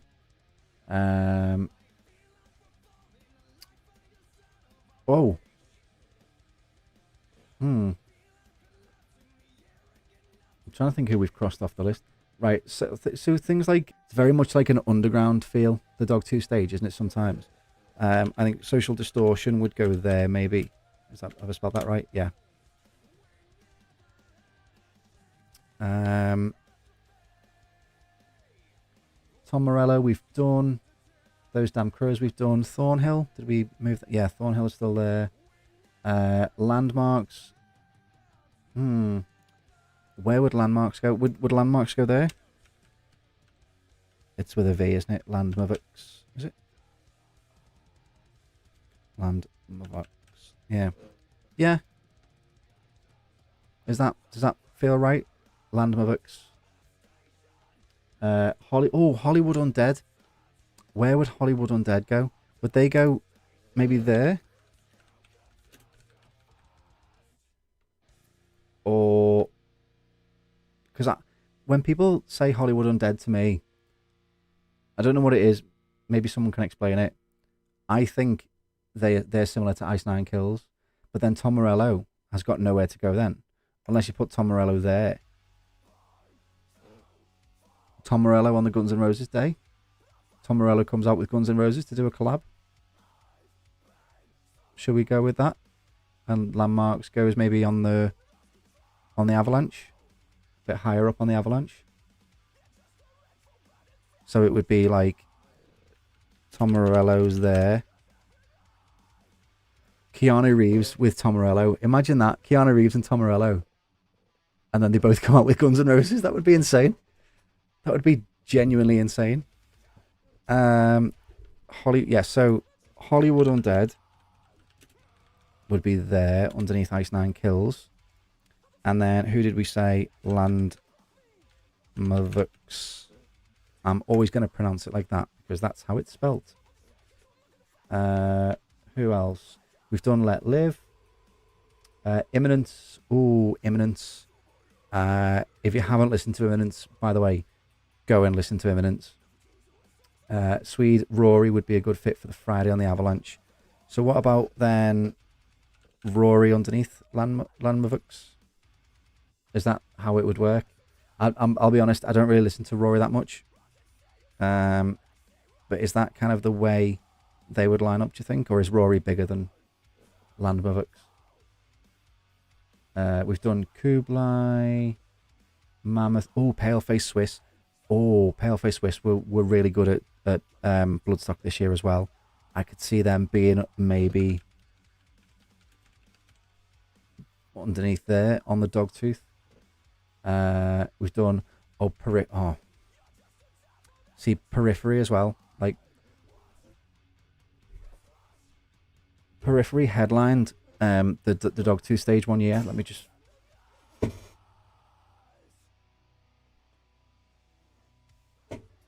I can't find it. But Periphery headlined the Dogtooth stage one year, so I don't think they'd be anything on the Dogtooth stage that wasn't a headliner.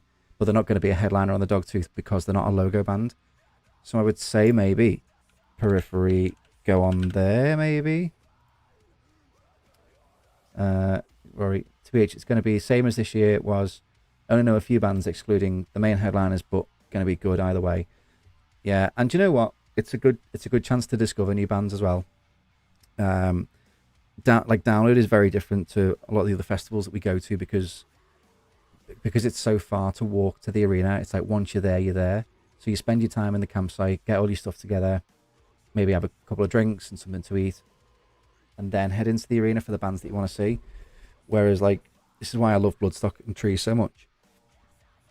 Not that I don't love Download, of course, but you know, you can be at your camp at Trees and Bloodstock and be at the main stage in 5 or 10 minutes. So you can just go, oh yeah, do you know what? We're not doing anything. Let's go and see this band, and we can always come back to camp afterwards.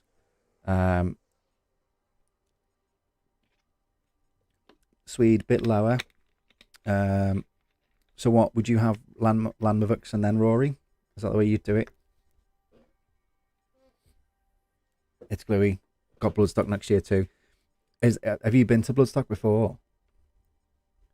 Or is this your first one? We love Bloodstock. Bloodstock is amazing. Lot different, very, quite different. Not musically, but like with it being smaller, it's a bit of a different vibe.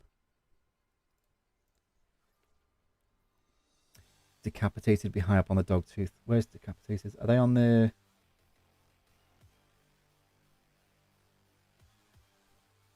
Have I missed that? Where's Decapitated?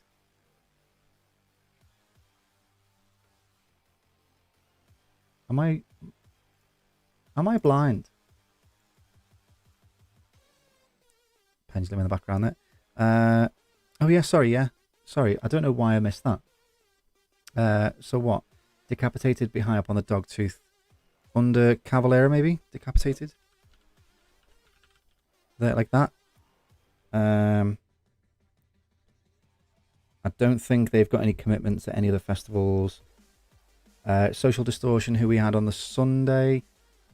They are at Nova Rock on the Friday, and they're also at Rock for People. So I do think they might do Rock for People on the Saturday, and then again come to the UK, similar to the way the Pretty Reckless would do the 2 European continent dates, and then do Download on the Sunday as well. POD at Nova Rock on the Sunday, so they'd be okay for the Friday. Hollywood Undead. Oh no, Hollywood Undead are at Nova Rock on the Sunday, so they can't go there. Where would you put Hollywood Undead then? Swap them back with Tom Morello maybe, or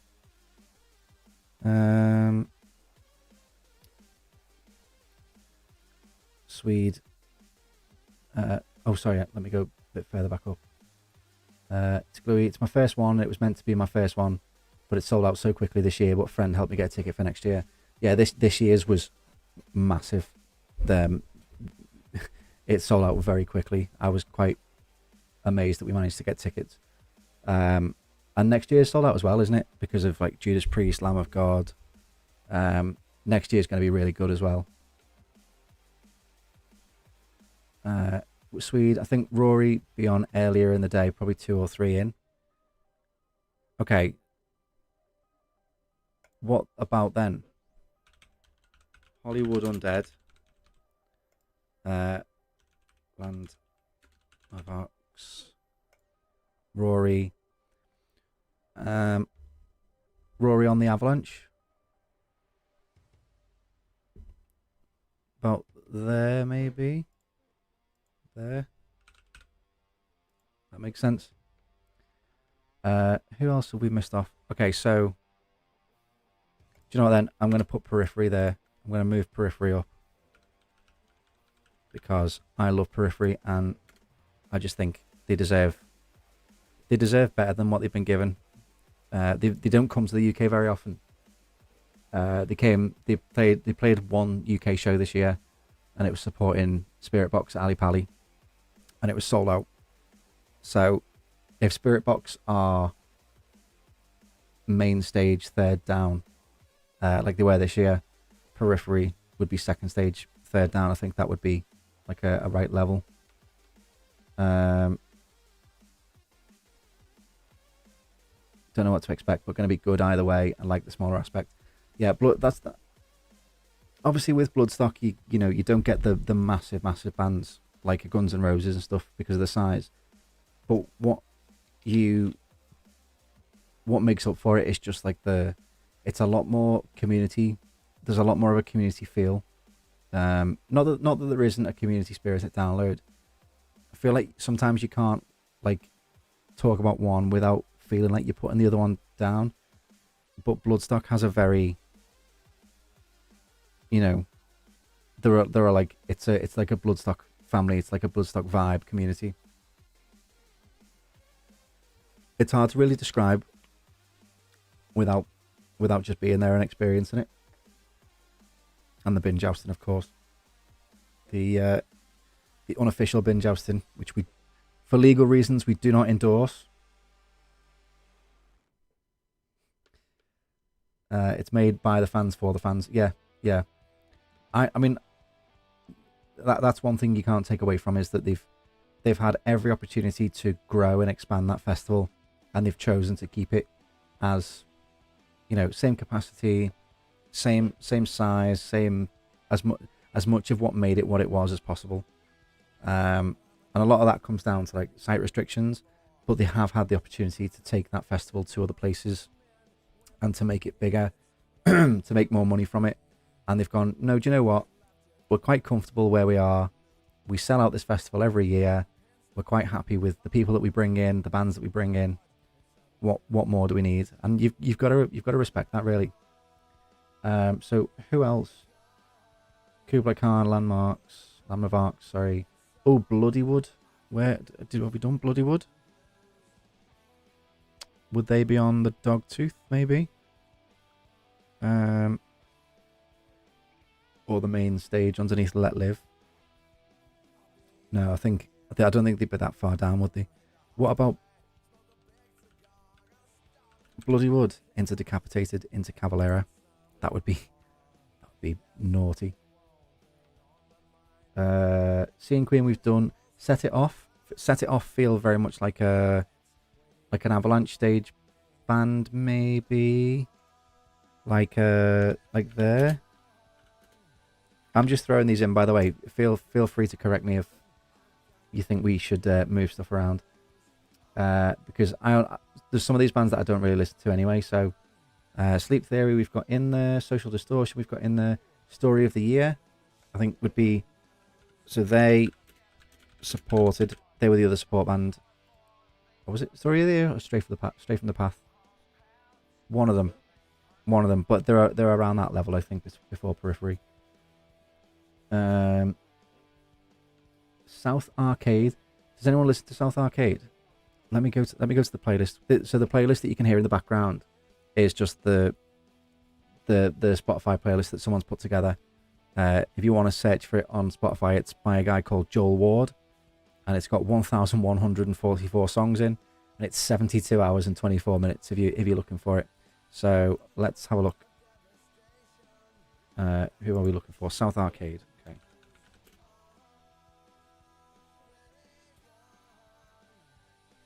Okay. We can add to queue. Right, so what you can hear now is South Arcade.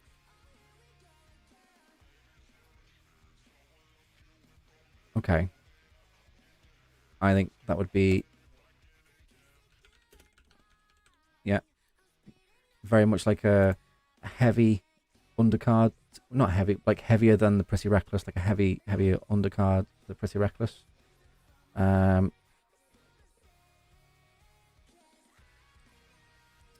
Swede says Bloodywood would be great on second stage on the Sunday. Instead of, where would you put them? There maybe, Bloodywood, and then straight from. Oh, actually no. Tell you what we could do. Is it Straight from the Path? Story of the year. Sorry. Story of Storty. Storty of the year. Story of the year. South Arcade, which we're listening to right now. The Plot in You.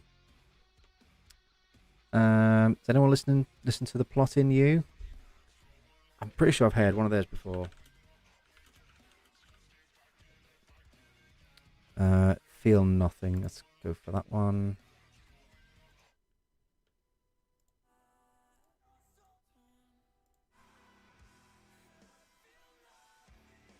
Let's turn up.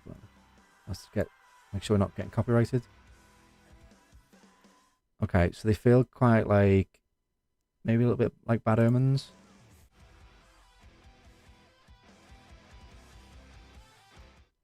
Yeah. So like similar to Bad Omens. Turn that down again. Let's go for. Anyone got any suggestions? Haven't heard of them apart from some. All the others going to be new to me. That's the thing. There are a lot of bands on here that, you know, I don't listen to. Maybe like there. Who's this? We're listening to The Plot in You. See, we could do with some more bands on the lower stages. I know the smaller bands are going to fill out these slots as well. We Came as Romans. Would they be? I think they might be. We Came as Romans. Would kind of fit around there. So we've got. Oh, do you know what? Actually, I apologise. Who was it who said about Rory? Swede, I apologise. I'm going to put Rory there because I think. So like, not to like female fronted isn't a genre, right? Let's just get that out there. But like having South Arcade, Rory, South Arcade, Bush, Pretty Reckless, all kind of like female fronted artists, and then Linkin Park headlining that night would be like a nice, you know, say what you want about Linkin Park, say what you want about Emily Armstrong. She is going to be the first front person, front woman of a headliner at Download. I don't want to say the first person to headline, the first non-male to headline Download, because the keyboardist for Guns N' Roses is female. So technically, a female artist has headlined Download before in 2018 with Guns N' Roses, but in terms of like female-led artist, Linkin Park will be the first. But I think that would work quite well. Rory, South Arcade, Bush, Pretty Reckless, and then Linkin Park to top it all off. And if you look at it, really, you know, Hailstorm are getting up there. I would really love to see Evanescence get up there in the next year or two. I just realised I put What is going on with me tonight? Hollywood Undead. Hollywood Undead. There we go. And is that it for the... Oh, Throne. Did we do Throne? I think Throne maybe...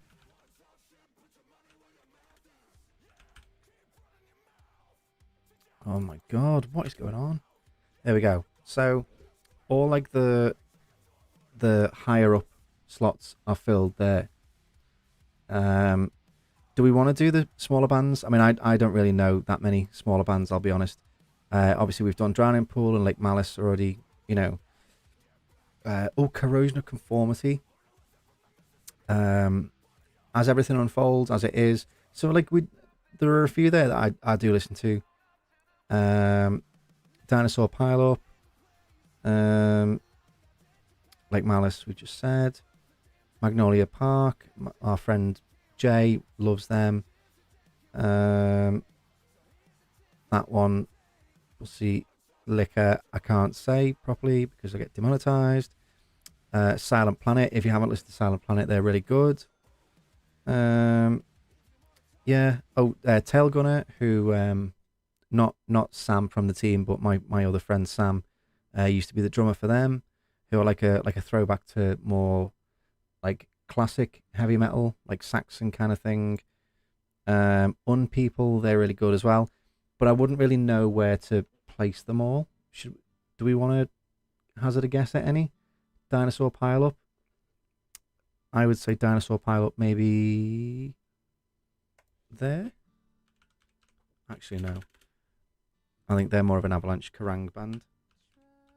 Dinosaur Pile Up.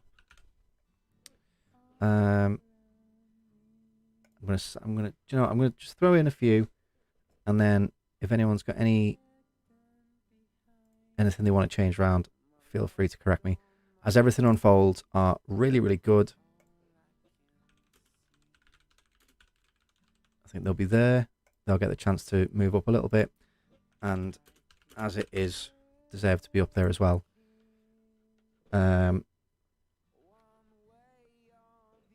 Anything else while we're there? Unpeople are one of those bands I could see maybe open the main stage because they're like getting opportunities, but yeah. Swede TX2 would be a good fit for Sunday. One of the supports for Ice Nine Kills Dogtooth. TX2 Underthrown maybe. TX2. I'm relying on you guys here. So if you know more about a band than I do, then feel free to jump in with anything. Who else have we got? Let's have a look. As Everything Unfolds, we've done. As It Is, we've done. Corrosion of Conformity. Oh. I am going to put Corrosion of Conformity. Sorry.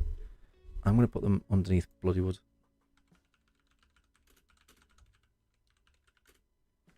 Oh my god. Me again. Conformity. There we go. Anybody else that anyone can think of? Magnolia Park, Melrose Avenue, Mouth Culture, Rain City Drive, Sweet Pill, Snot. Aren't Snot like a... Snot was supposed to be this band that nobody had heard of, like Another President, which I don't like, to be honest. Can I be honest and just say that can we just have bands that people know who they are? Like it, I get that it's a gimmick. I really get that it's a gimmick. But you know, I saw a headline that terrified me the other day.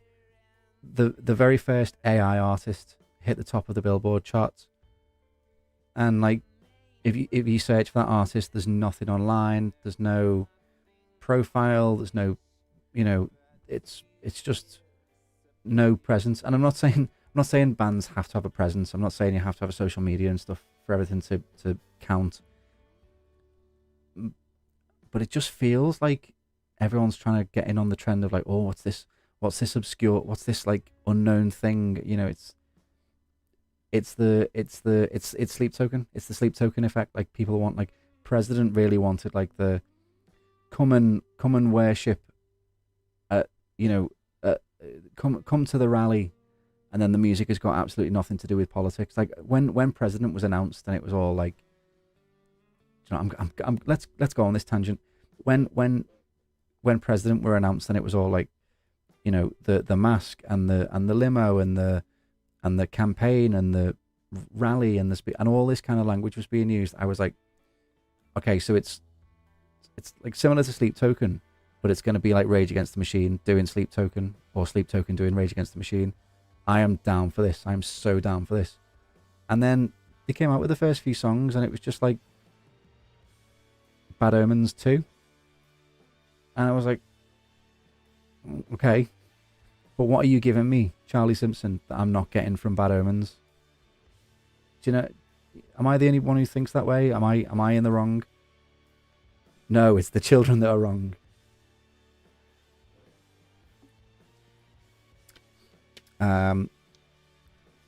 Gate Creeper under decapitated says Swede. Let's throw that in there. I'm going to put them under corrosion. I think corrosion of conformity are going to be quite high up, so I will put Gate Creeper in there. But I do think those other bands will be in there as well. Bloody One on... Yeah, Bloody One on twice. Oh my god. Oh my god, yeah. Hang on. Bloodywood. Right, what are we saying? A Bloodywood on the Sunday, or are they on the Dogtooth on the... Get them off there, yeah.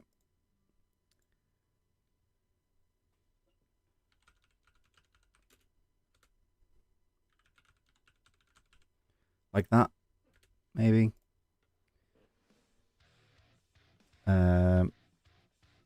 Thanks for pointing that out, Swede. I am an idiot. It's Gluey. The curveball rumored to be Nickelback. I don't think. I just would like. I would like to see Nickelback as like an actual. You know, they'd probably headline. I would just like to see Nickelback at Download. I would like Nickelback supported by Creed. Even if it was like a co-headline thing, I think that would be really good. Also seeing rumours for Billie Eilish, even 21 Pilots. 21 Pilots have played Download before in years and years ago. I think it was like 2017. I would like to see Billie Eilish, but I think maybe that... I don't know. Is that too pop? I don't know. Like, I think there are some artists that people would just outright reject. You would never get Taylor Swift at Download. It just wouldn't. Never happen. You would never get Sabrina Carpenter at Download. It would just never happen. Because I think even though there are downloaders who like them, it would piss off so many people. And I kind of want it to happen just to see the fume. But it would really, really alienate some people, I think. Swede says Bloodywood on the Sunday. Yeah, so we've got them there underneath Periphery.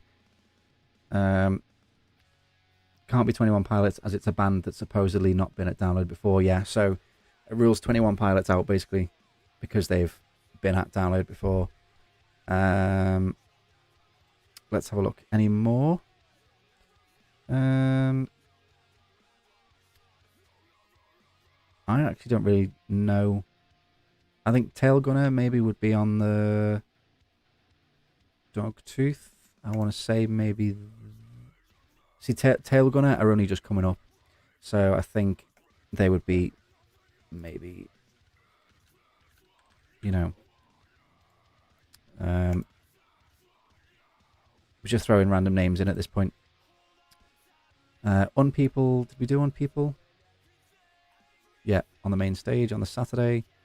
Snot. So, okay, so what started that entire president rant is Snot.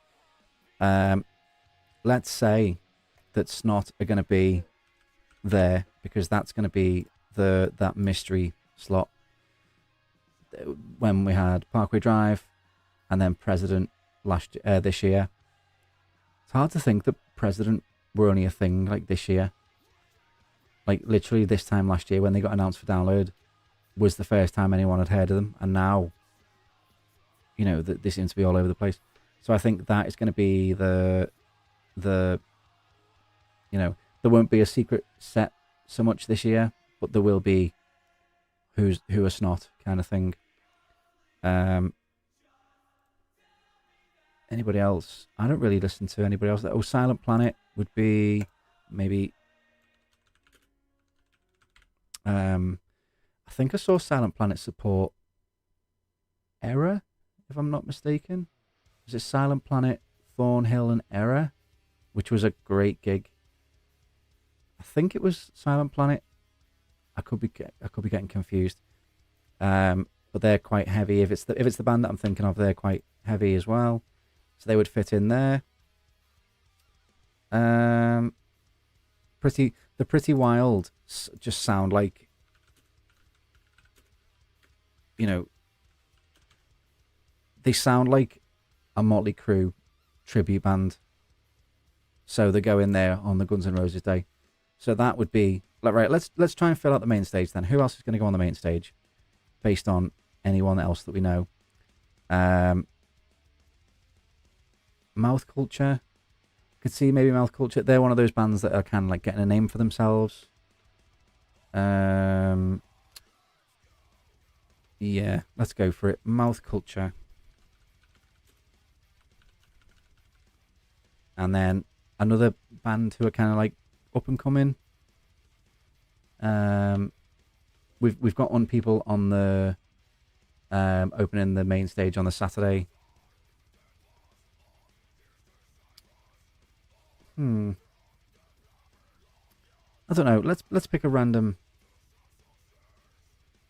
Eeny, meeny, miny, mo. Blah, blah, blah, blah, blah. I don't know, because maybe it's on me. I need to go and listen to more of these bands. Let's go with Boundaries. Boundaries just sounds like a band that would fit there. Bound Airs. Boundaries. There we go. I know English. I know words. So that's our main stage, right? On the Friday we've got Lake Malice, Kubla Khan, Scene Queen, Baby Metal, Electric Callboy, Jelly Roll as one of the curveballs, and then Limp Bizkit. That is that is a busy day for me. The Saturday, Unpeopled, Pretty Wild, Sleep Theory, Mammoth, Those Damn Crows, Mastodon, Hailstorm, Guns N' Roses. I'll be honest, I like Unpeopled, but it wouldn't get me out of bed and into the arena for that early. The first band I would go and see there would be Mastodon. And then the Sunday, Boundaries, Mouth Culture, As It Is, Let Live, Static X, Pendulum, Bad Omens, Linkin Park. Again, there's enough variation going on earlier on in the day, and then enough there to keep people, towards the end of the day. I think they're all quite good run-ons. And then second stage on the Friday, Thornhill, Drowning Pool, POD, Wu-Tang as our second curveball, and Cypress Hill. That is, if that happens, that will be genuinely incredible. What's everyone's favorite day looking like? If that was to happen, what is everyone's favorite day? It's Gluey says Sunday, as it will be my perfect day despite the clashes. That is the hard part. The fact that so much is going on. It's gonna be difficult to. Okay, so for me, I would choose Trivium over Bad Omens, but that's just me because I've liked Trivium for much longer. Even though I only saw them at Bloodstock this year, I would much rather go and see them again. I would go and see Wu-Tang and Cypress Hill over Jelly Roll, but I'm not missing Electric Callboy, and I'm not missing Limp Bizkit. Definitely not missing Linkin Park. Definitely not. Well, depends on the Guns N' Roses set. I don't want to miss the end of Guns N' Roses because they'll finish with like Paradise City and stuff, whatever. But I know they also start with Welcome to the Jungle, so it's like 3.5 hours is a long time. Please, can we just cut out all the faff, cut out all the stuff that people don't want to see, all the fiddling about. I don't need to see Slash do a 15-minute guitar solo. Just get on with it, play your hits, and get off again.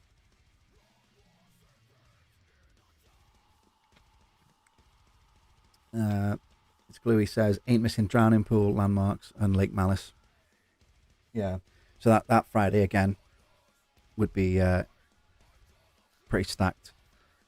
And again, there's like some of those smaller bands can kind of fit in and around because there's quite a lot of versatility there with the smaller bands.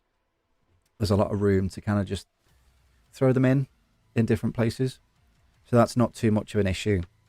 But again, like I think that's pretty much once you fill in those bands, that's pretty much it. It's more like the higher ups, the stage headliners and the undercard and stuff.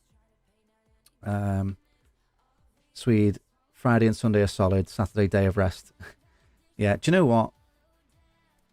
I'm going to sound like an old man, but I might take my chair into the arena for Guns N' Roses. And just kind of like sit up the hill, sit by the bar on the main stage, go and get some food, and just chill. You know, you can watch it on the big towers and on the screens, and you can sit down when you need to. That's probably going to be my plan, actually. Halestorm, I really like Halestorm, but again, they're one of those bands that I'll go and see them at festivals because I wouldn't pay to go and see them at their own gig. Mastodon, really like Mastodon, but then seeing them so much lately that I'm kind of like, yeah, I'll go, but do I want to be in the front section? No, not really. So yeah, I agree with you, Swede. That Saturday is, on paper, it looks great. I'd probably go and see Tom Morello actually instead of Mastodon or Halestorm if they were to clash.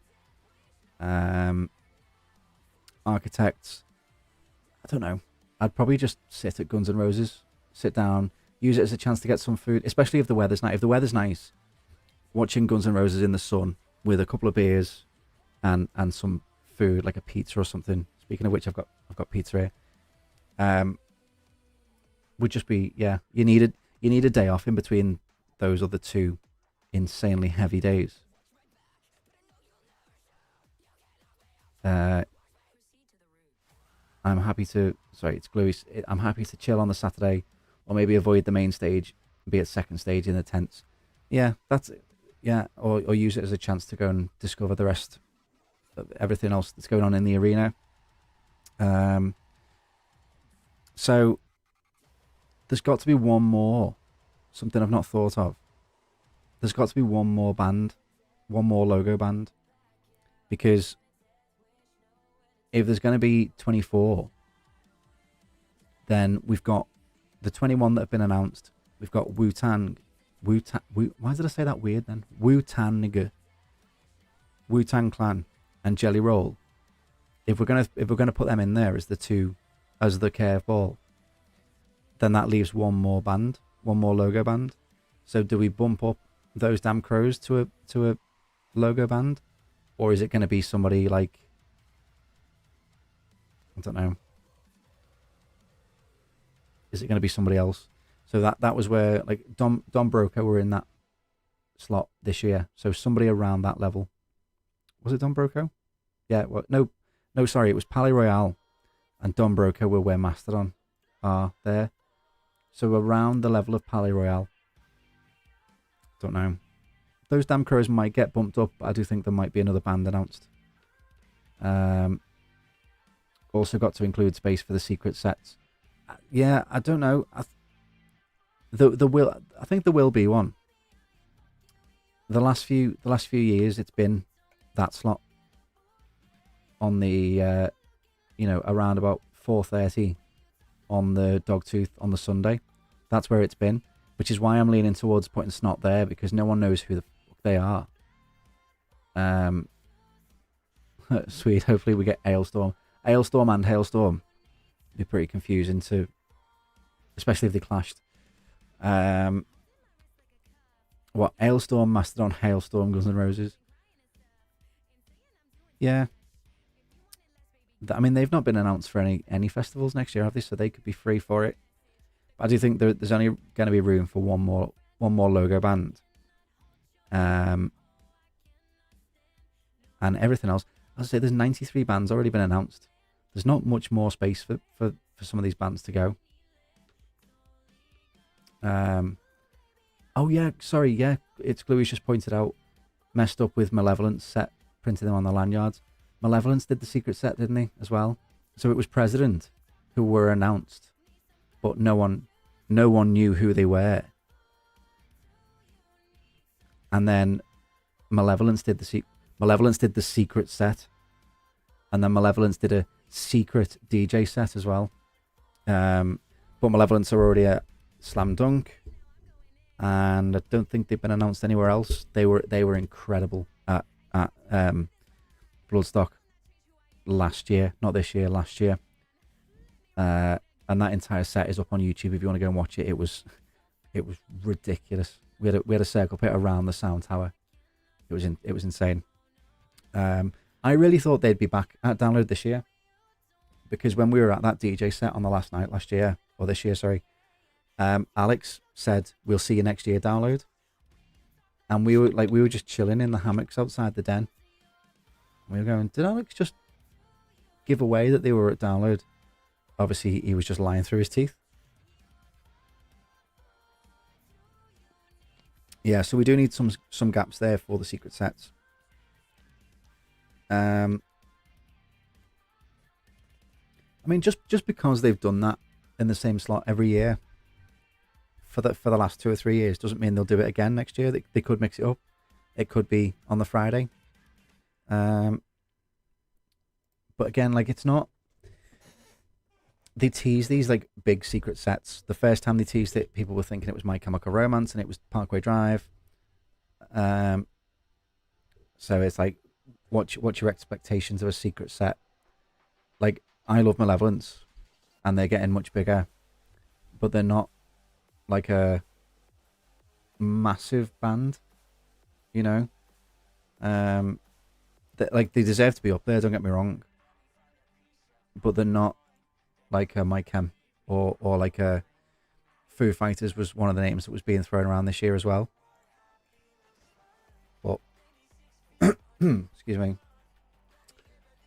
I'd be surprised if Megadeth, or this is from. Oh, sorry. Let me just go back and read the chat. Did they not say see you next year in their DJ set? Says Swede. Yeah. So Alex said, see you next year, Download. And we were thinking, has he just spoiled that Malevolence are going to be at Download next year?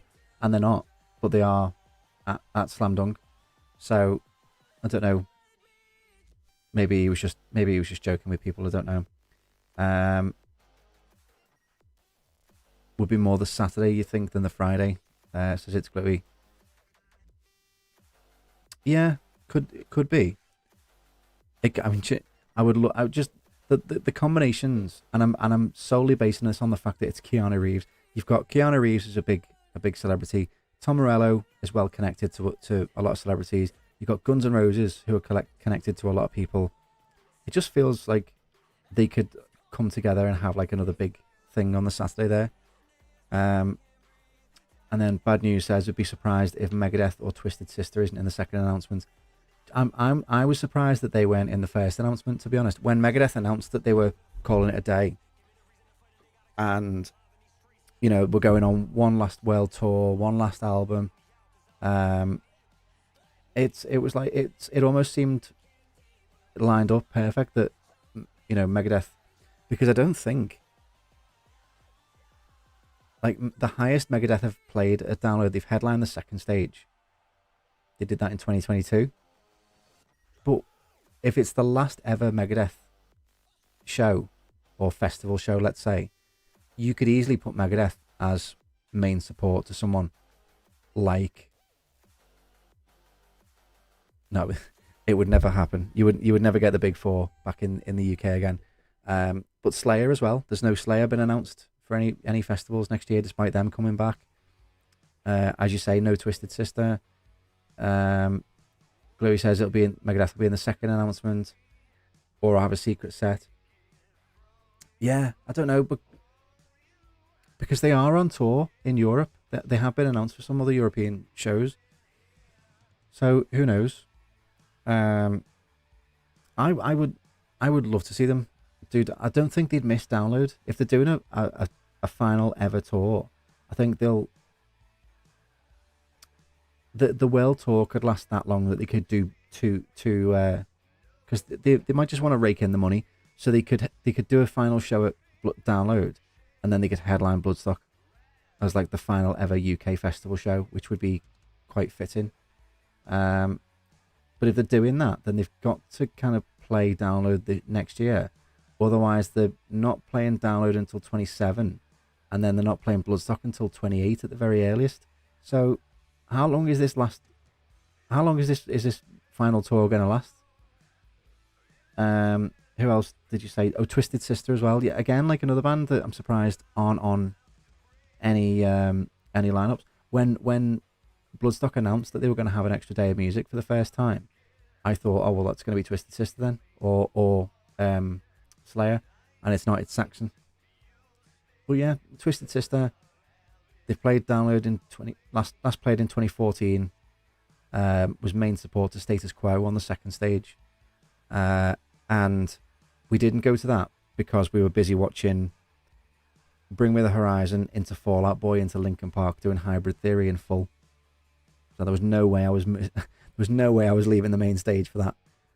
And then even before Bring Me the Horizon, you had Killswitch Engage, Bowling for Soup, While She Sleeps, and Bury Tomorrow.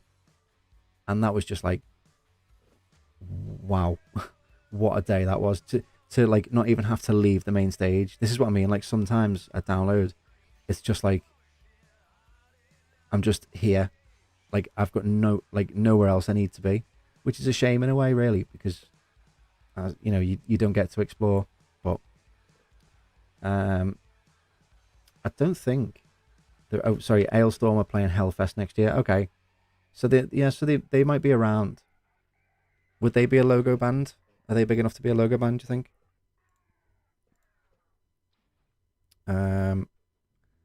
Is there anybody else that we've missed? There's no other like name there on what we've been given so far that we've forgot to throw in or something. I'm quite happy with that. If that was the way that next year's lineup turned out, I would be quite happy with that. Oh, excuse me. Apart from the clashes, I would have a very difficult Sunday, like running between, because for me it would go. I mean, it would go As Everything Unfolds, As It Is, Bloodywood, Let Live, Periphery, Static X, Ice Knight, all the way around. Basically the top 5 bands on both of those stages I would go and see. And it would you wouldn't have time to eat, you wouldn't have time to get a drink. I mean, we would, because we'd make it work. But yeah, this is the thing when planning out your days, you've always got to be aware that you won't get to see everybody that you want to get to see. Swede, yeah, seems strange not to book Megadeth, but it shows Download seems to be doing things differently these days. Yeah, we said this when we were at Download this year. It has swung very. I know. Like up until maybe 2022, it was like Download's got stale and all this, and then the 20th anniversary comes along and you're pushing up Bring Me the Horizon, you're pushing up Architects, you're kind of bringing in these new bands and stuff. And I feel like 23 was the perfect blend of, you've got Metallica, classic band, Slipknot, who are like a heavy band, but let's not forget that Slipknot are 25 years old, as they are. Bring Me the Horizon are 20 years old as well, but they're like still like a new band because they're only becoming that level recently. And then you had like Alter Bridge, who've been going for over 20 years. You had the band that will not be named, who have been going for 25 years. Who else?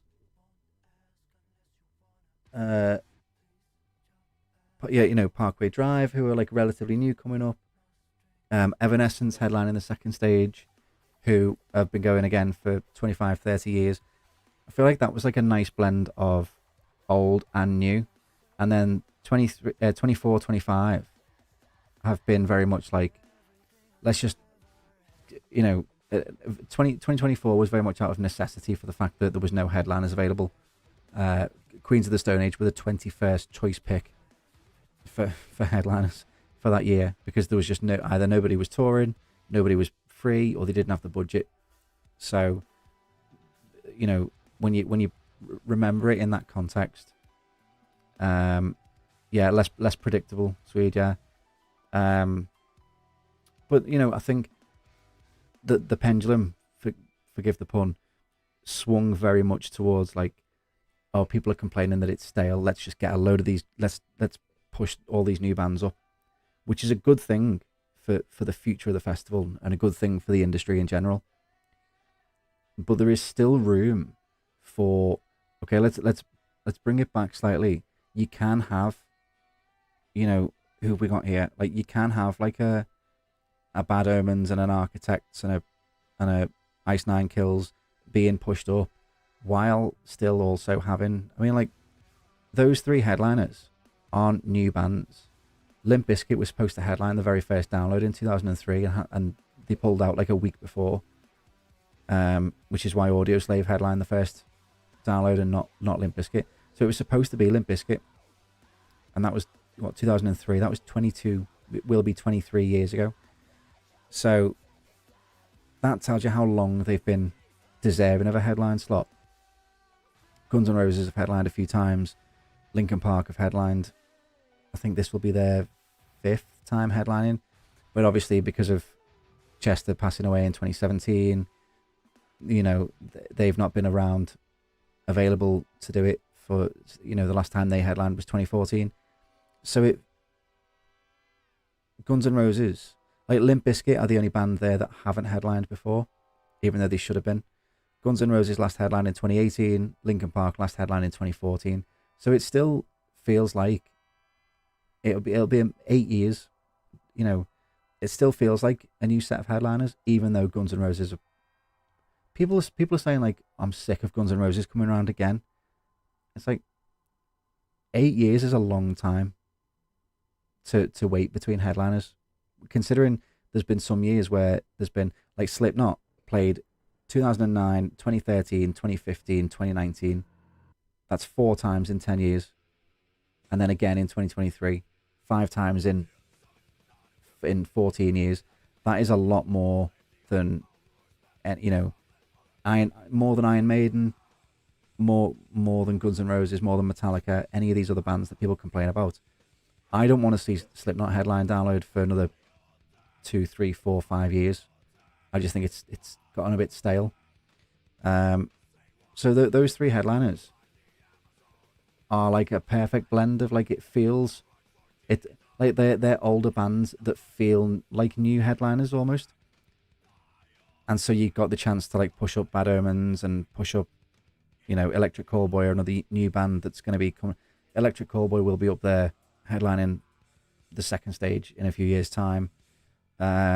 Architects, Ice Nine Kills, some of these other bands. Trivium have deserved to be up there for a while. So you're given, it has that opportunity to push those bands up. But then moving forward next year, if they don't get like a Megadeth or a Slayer or a Twisted Sister alongside like the new bands, then the both can coexist. Do you know what I mean? You've got to remember that those other bands do still exist. Like if the rumor for next year is that 2 of the headliners are going to be, or at least one of the headliners is going to be a band that's never played Download before. Some people are saying it's Foo Fighters. Some people are saying it's Blink-182, which I'd love both of, by the way. But you can, like, they're older bands that still feel new because they've never headlined before. So alongside them, get like a Foo Fighters and a Megadeth and a Twisted Sister and a Slayer alongside the next generation, and like sell the tickets on the established bands, and use them to give the other bands a platform. Do you know what I mean? It's Gluey says, I think it's Megadeth and Slayer in the second announcement. The problem with that though is where do they fit in like, it's, everything is already so stacked as it is. Don't get me wrong, I would love to see Megadeth and Slayer in that second announcement, but like, there's already so much going on. I honestly don't know where there's room for them. Maybe one or the other.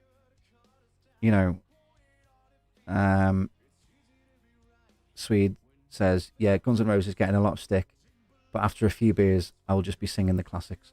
That's it. Everyone knows I reckon right now I could say to you, name 5 Guns N' Roses songs, and everybody watching right now would probably name. I mean, there's obviously the obvious ones, the crossovers, but everybody would have a different list of 5 because there's just that many hits.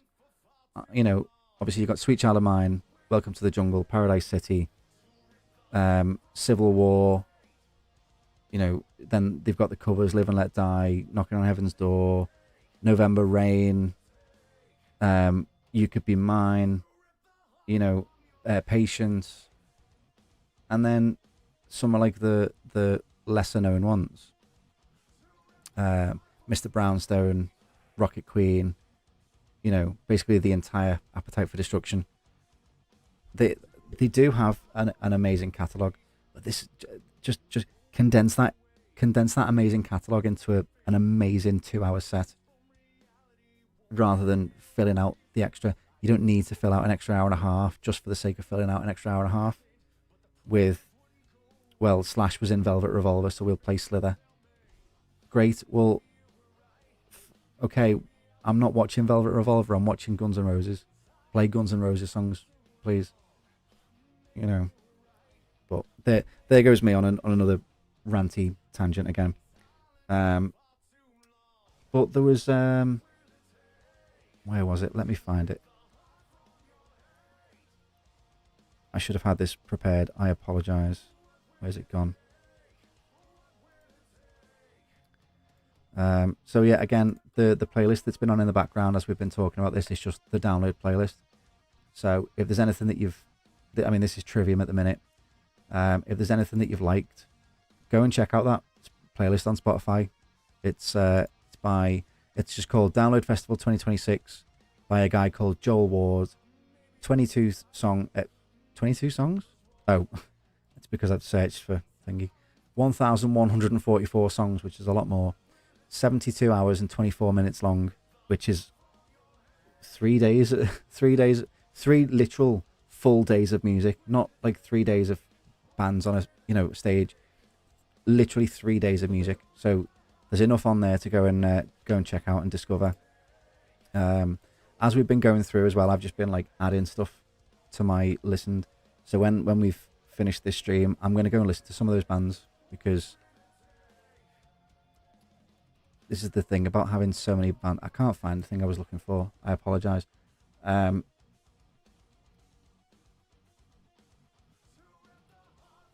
Swedes, has it been confirmed they will do a 3-hour set? I think they'll get restricted to 2 hours. I've seen Guns N' Roses 3 times now. Headline download in 2018, and then I've seen them twice, 2 other times, and they've never done less than 3 hours. They also played Back to the Beginning, which was obviously not their show, so they only did like half an hour. But I was speaking of Guns N' Roses. I think Guns N' Roses are one of those bands that Download would never say no to. That's why AC/DC have never been back since 2010, because AC/DC came in with all these demands, saying we want our second stage because we want all the effects. We want the train track for Rock and Roll Train, and the big bell for Hell's Bells and everything else. We need to build our own stage next to the main stage, but no other band can use our stage. So you've got to accommodate us.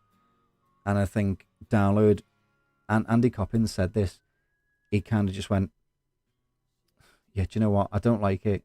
I don't like doing it, but it's AC/DC. I can say as a promoter, I've booked AC/DC for my festival. Download as a festival can say, we've had AC/DC play in our festival. And I think Guns N' Roses are another one of those bands where, yeah, like, they're not the band they used to be, but I don't think they'd dream of saying no to any of their demands. Not demands, like requests. So if Guns N' Roses have a contract that says, we'll play your festival, but we're playing a 3.5-hour set, Download will go, yes, honey. It's that meme. Download will just go, well, I don't like it, but if it's either that or we don't get Guns N' Roses, Bear in mind that Guns N' Roses haven't been announced for any other European shows yet. That might change. Who knows? But as far as I know, this is a European festival exclusive. Like, that's quite big. It's not like Guns N' Roses are on tour. It's not like they've got a new album to promote. So I think you're going to get people from all over, maybe not all over the world, but certainly all over Europe, like trying for day tickets for Download this year, just for Guns N' Roses. So if they know that if Download go, well, it's going to bring in the money, so we can't really say no to them, then it's just like a necessary evil.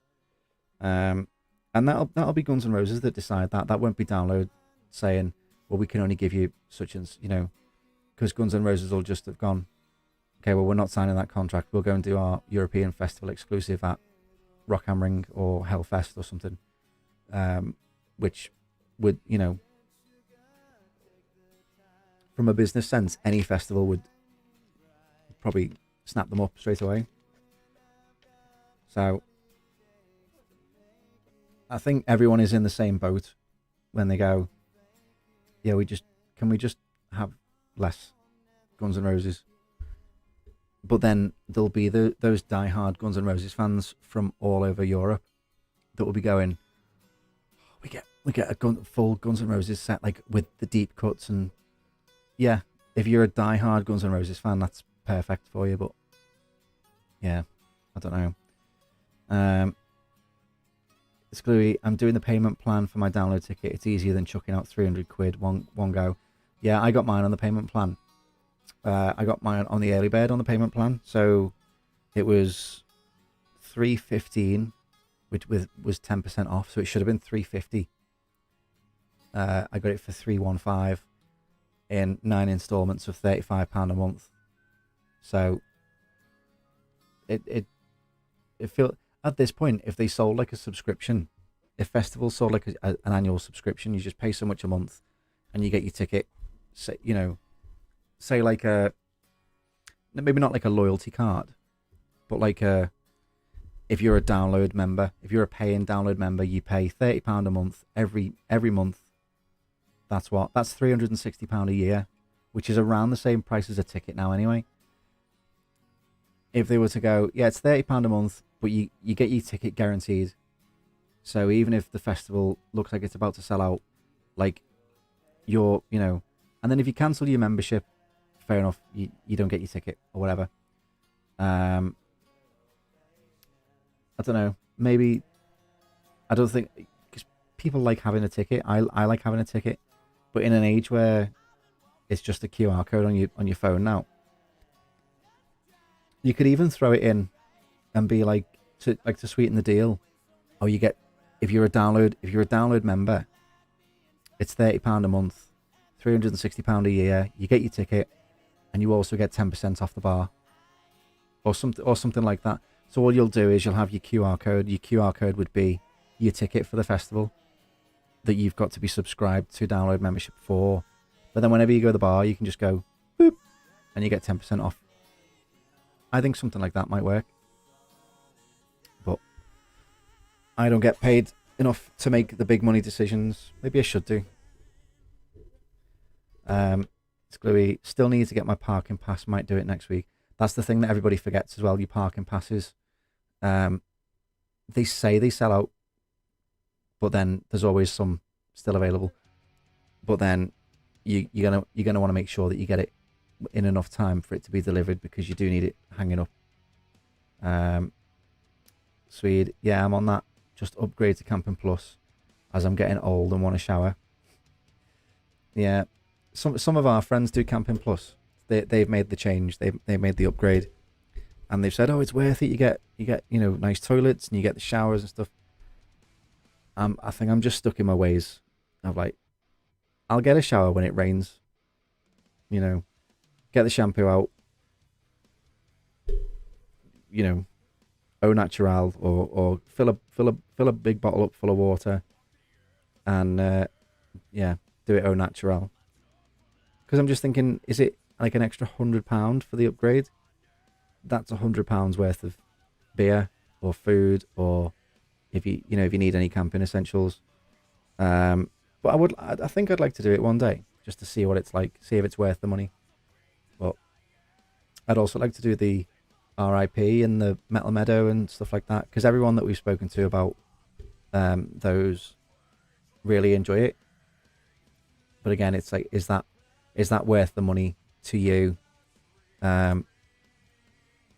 Is that something that, and it probably, for what you get, it probably is worth it. But is that more important than getting all your gear, getting your food and drinks and everything else? So who knows? Apologies, let me just double check something. So, God, we've been going for 2.5 hours. So we're going to be winding down soon. The next thing we were looking at for, I keep saying we, I know it's just me now, so things are gonna change a little bit. Sorry, it's an extra £150 for the upgrade to Camping Plus. Oh, definitely not. No, I would not pay £150 just to get a warm shower. I know that some people would. Maybe I'm just a scruff, but £150 to get a shower. Just you're gonna get dirty the next day anyway. Whether it's pouring down with rain or if it's dusty like this year, you're only gonna get dirty again. Just embrace it. Embrace the dirt, and then just have one really nice shower when you get. Imagine how nice that shower is. That first shower when you get home from a festival, you miss that joy, that pure unadulterated joy that first shower brings you. If you're having a shower every day at the festival, and that is worth more than £150, and that is a life lesson. Yeah, it's gonna be. Baby wipes do the trick. The baby wipe trick behind the ears, clean all the sweat away from your ears. And yeah, as you've just pointed out as well, the showers are in the village as well, the free showers. What else do you get for that extra £150 suite? Is it just the showers and the nice toilets? I know you get the field that's closer to the village as well. £150 seems really steep. But if it's worth it to you, then it's worth it to you. Do you know what I mean? Yeah. So going back to what we're saying then, we want to start doing. There we go. I want to start doing more live streams and stuff as we kind of figure out the transition into what this is going to look like. I've got like lists full of ideas for videos that we've been trying to get going and stuff, and maybe now's the time to look at some of them and see what we can do and stuff. Sundays will probably be the best night to do live streams because that's what you guys voted for, so that looks like it will be the popular choice. So it will, unless there's something serious like like the download announcement, for example. If that's on a Monday again, then we'll do a live stream then. But it's coming up to Christmas. Spotify Wrapped comes out soon, so maybe that'll be a chance to go over Spotify Wrapped. You can see all the all the stuff that I've been listening to this year, and you guys can share yours as well. Maybe that'll be a nice stream that we can do together. And then things like the best, looking back on the best albums of 2025 and things like that. And possibly some interesting and fun collaborations with other channels. Like I said, the channels that we worked with at Download, there's no reason why we can't do stuff outside of Download as well. So just because things are going to be different, things are going to be changing, doesn't mean they're going to be any less interesting, any less fun. But as I said at the start of this, like, please just bear with us as I just try and find how this is going to work from now on. Thank you so much for all of your support up to this point. Let me just check where the sub count is at the minute, because as I said, you know, our goal for this year was to get to 3,000. And as you can see there on the screen, like we now are 27 away from 5k. That is just far above and beyond anything that we could have expected as a team when we started this year. And now moving forward, it's far more than I could have expected, you know. So thank you so much for everybody that supports this channel. Whether you've just watched a couple of videos, whether you've come and met us at a festival or an event, for everybody that's liked and commented, and everybody on the Patreon. We've got a Patreon as well, by the way. So this entire stream will be up available there at some point tonight, as well as like you get early access to all the new videos. You will get extended cuts of videos for some things that can't go on YouTube, like if things get copyrighted and, you know, blocked by stuff. So all of that will be on Patreon. The link to that is in the description. And again, all the money from that goes into funding everything that we do, or that I do now.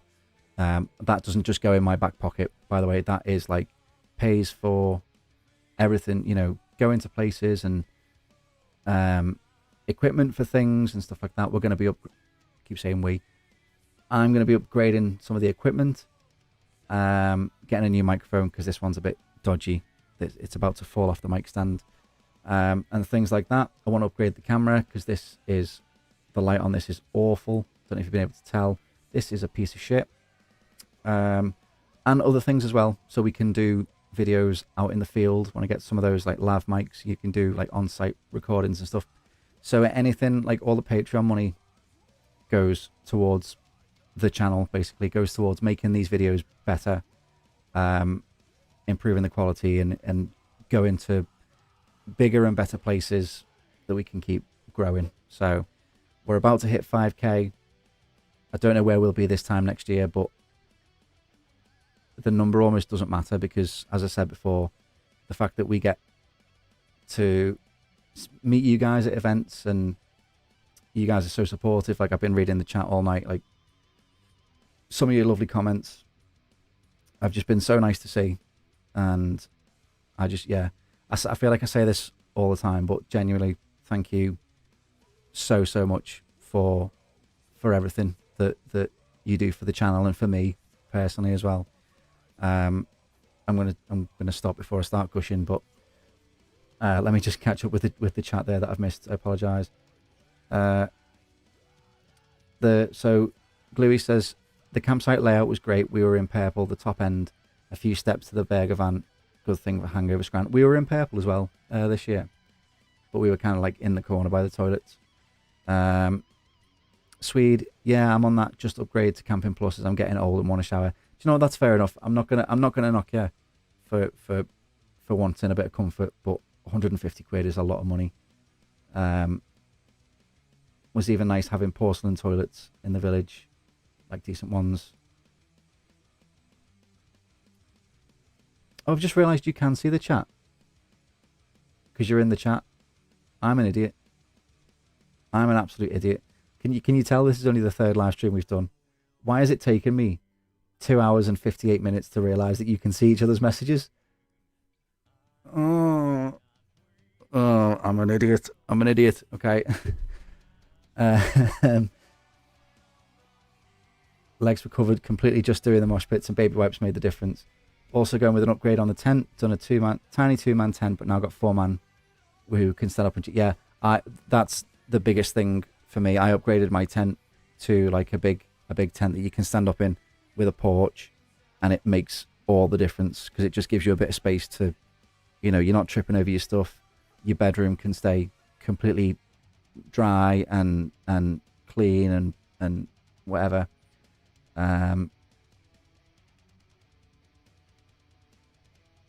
Swede, thank you so much for giving us a sub. That's what it's all about. Make it as easy as possible for yourself. It's Gluey. Can't wait. Been constantly watching festival vlogs non-stop. Yeah, and you know, this is so we've got some playlists. If you watch our videos, especially I think especially just the download videos, we've got a playlist that might pop up at the side of the screen. It should do the way I hope it does, otherwise YouTube's not doing its job properly. Working with the other channels like the Dilcam, the Arnolds, Ragamuffins, SMTV, and then even other channels outside of that, Monitor Mix and To The Show, Kit Gutter Brats, Alt Ellie Grace. You know, I feel like we're trying to build like a community now. Simon Bond as well, Chids Vids, and like that. People, there's things that we will miss, even like at Download, at Bloodstock, at Trees, at Slam Dunk. There's things that we'll miss, and there's things that they'll miss. So we started this playlist called From Different Angles, because it's like if you want to watch one Download video, you might think, oh, well, that channel didn't do that thing that I was expecting to see. Oh well, this other one's popped up. So please, if you support our channel and you like what we do, please go and support all those channels as well. And hopefully if you support those channels, you'll come and support us as well. But that's part of like the brilliance of why we wanted to do the meetup and the collaborations and stuff, because we're all part of the same ecosystem. We're all part of the same, you know, if one of us does well, we all do well. We can all be the rising tide. And at the end of the day, we all do this. We do it because we like making videos. We do it because we like going to the events. But we also do it because you guys support us in what we do. So if we can like say, well, if you like us, you might like them as well, then I'll always try and, you know, push people towards other people that do similar stuff to what we do. And it's just been really nice to get to know them as well as people, you know. So yeah, to answer your question in a long roundabout way from before, yes, we will be doing more collaborations with those channels. I know me and Stu went to see Malevolence together from SMTV. We went to see Malevolence together a few months ago now. It was in the summer. So, you know, every now and then we might be like side characters in each other's. It'll be like, do you know what it'll be like? It'll be like phase 1 and 2 of Marvel, where you go, oh, is that you know, is that the Dilcam showing up in the post-credit scene of the Alt Vault video? And so it'll just be a bit of fun, I think, moving forward. I'm having a lot of fun making the videos. Hopefully you guys are having a lot of fun watching the videos, and hopefully if there's, you know, things that we can do on stream that are fun, then we will do. We are going to wrap up in a sec. It's Gluey. Also, big thank you, Gibby, as your channel was the first channel I came across with festival stuff, and it got me hooked, so thank you for leading me down this route. Oh, thank you so much. Thank you, genuinely thank you so much, because that's yeah, that's the goal. If you know, if we can help in any way we can. I always try and make the videos, like if we're doing a vlog at a festival, I always try and make it first and foremost fun, but I also want it to be like educational or informative, or ideally some combination of all three. Because if we're going to an event and somebody might be watching that video who's never been to that event before, so they might go like, before I spend £350 on a download ticket, I want to know what it looks like, what it feels like. Is it worth me going? So when I put the video together, I'm always thinking, yes, we're having fun at this event, but like you can see us having fun, but why are we having, like, what about the festival is so fun? You know what? Like I'll always make sure to include like, oh, there's the co-op on site, or there's this on site, you can get this from there, and just kind of, yeah, just try and help people, you know, while it's hard to describe.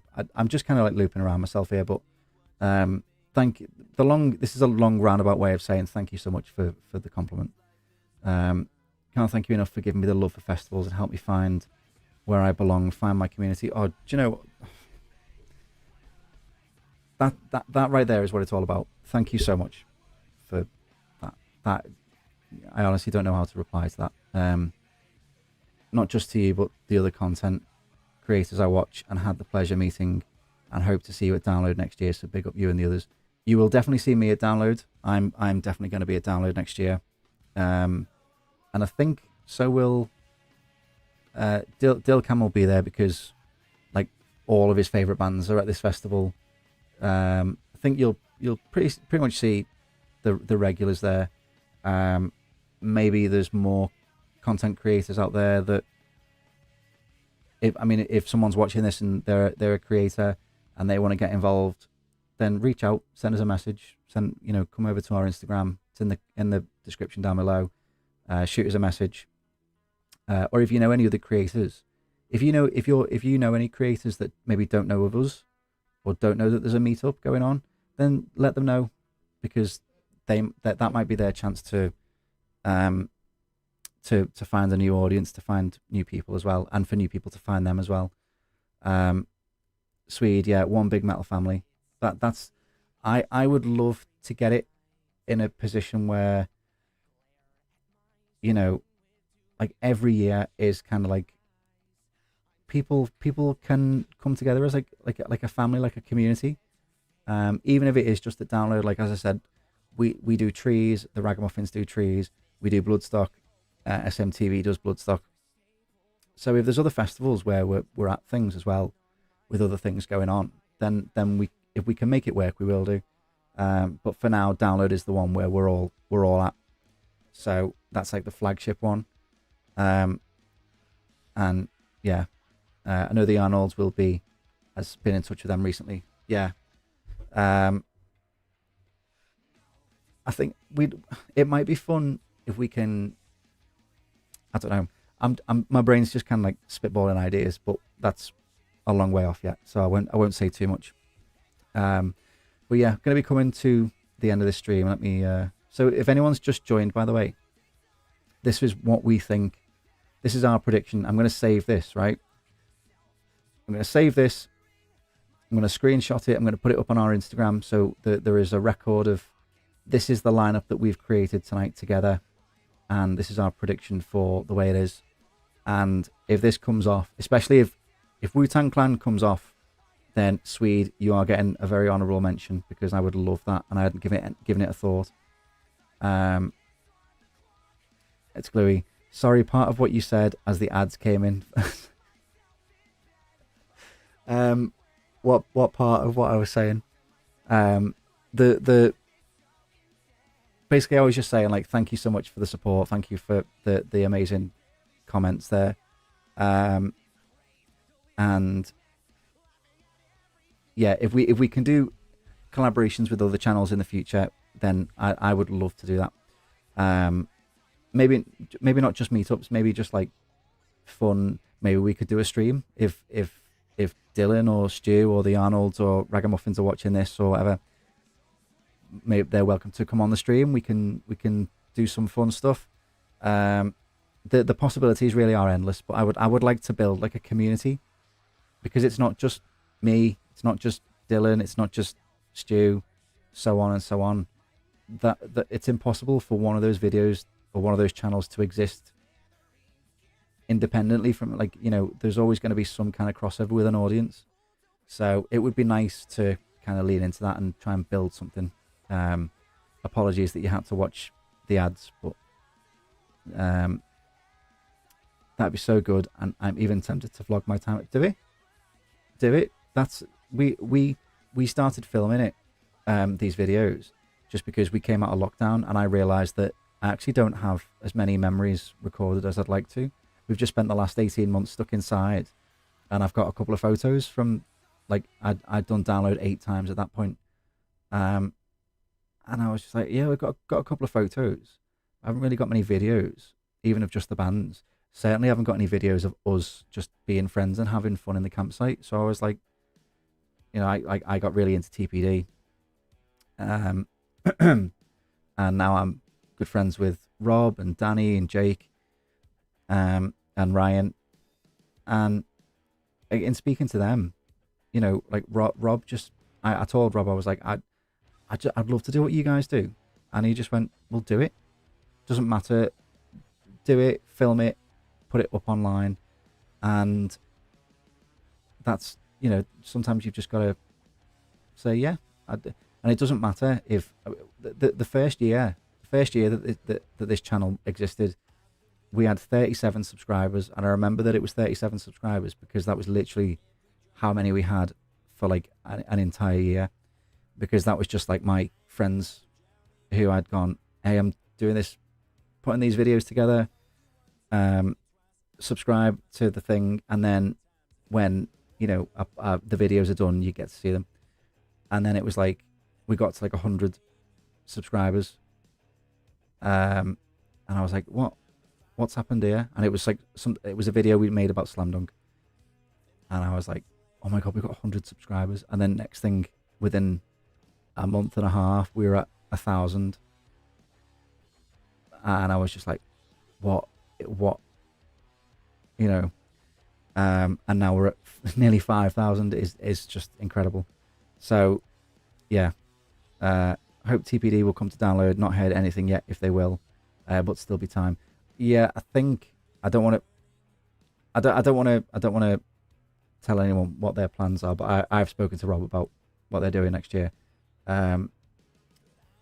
Think they are. Yeah, I think Rob's made it public that they'd like to be there at the very least. Whether or not they are going to be there, I think he likes the lineup enough that it would be he wants to come back to download. But again, I don't want to just say, you know, this is their schedule for next year kind of thing and speak for them. So like,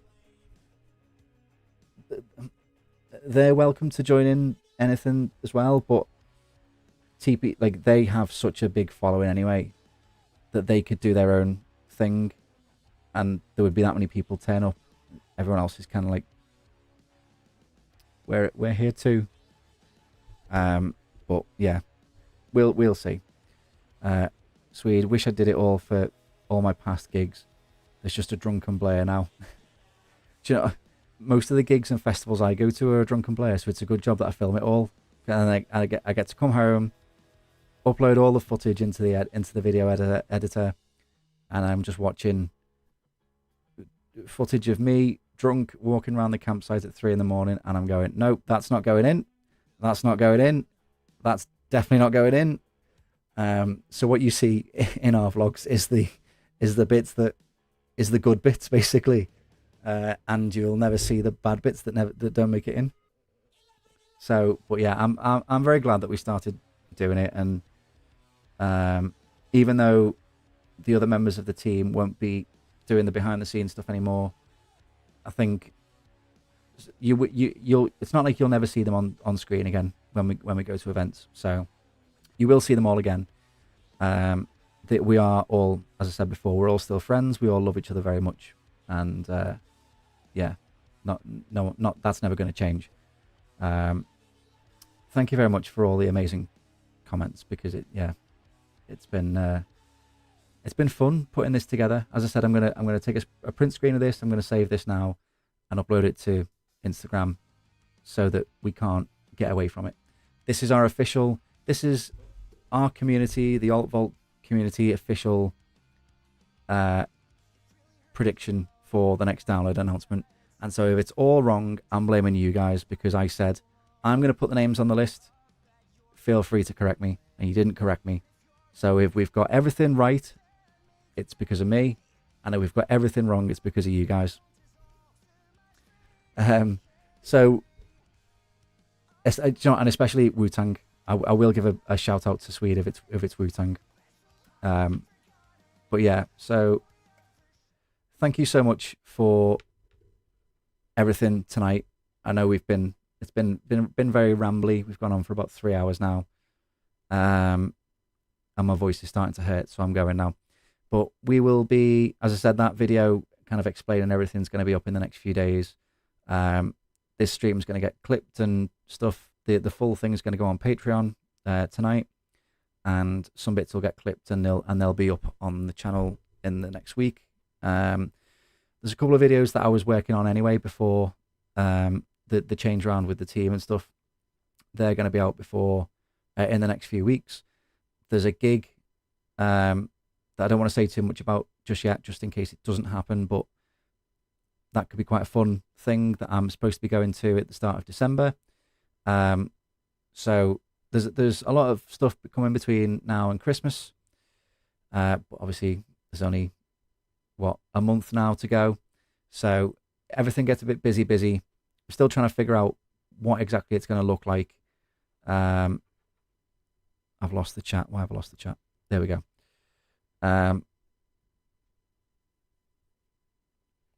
Sorry, I realize I'm talking over everybody. Keep up the amazing work. I want to take credit of Architects and Trivia, my headline at second stage. I'll give it full credit if you call that, because that was not how I had it. But if it is, then I'll make sure to give you full credit. Don't worry. If I'm wrong, I'll buy you a beer. Okay, well, fair enough. I hope you're wrong then. And join you wandering the campsite at 3 a.m. Yeah, I'll look forward to it when, but we've got a long time between now and then. There's lots to do. As I said, I've got a long list of videos there that we could be working on, or I could be working on. Yeah, and that's it. That's all she wrote. Thank you so much to everybody who's watched tonight. I don't really know how to end it. I feel kind of awkward just ending it. How do you end a live stream? Thank you very much. Go and check out some of the bands. Go and follow that playlist on Spotify if you haven't already. From Joel Ward. Again, it's got 1,144 songs and 72 hours and 24 minutes of music. That's the one that you're looking for. And I'm just going to pause it there. So thank you very much to everyone for watching. Thank you for all the amazing comments. Thank you for all the support over the last 4 years since we started the channel. And we look forward. I look forward to the places that we're going to go in the future. If you haven't already, please hit that subscribe button. We are only 27 away from 5,000, which would be insane to hit before the end of the year. Come and join our Discord. The link is in the description down below. And we will see you in the next one. Toodles.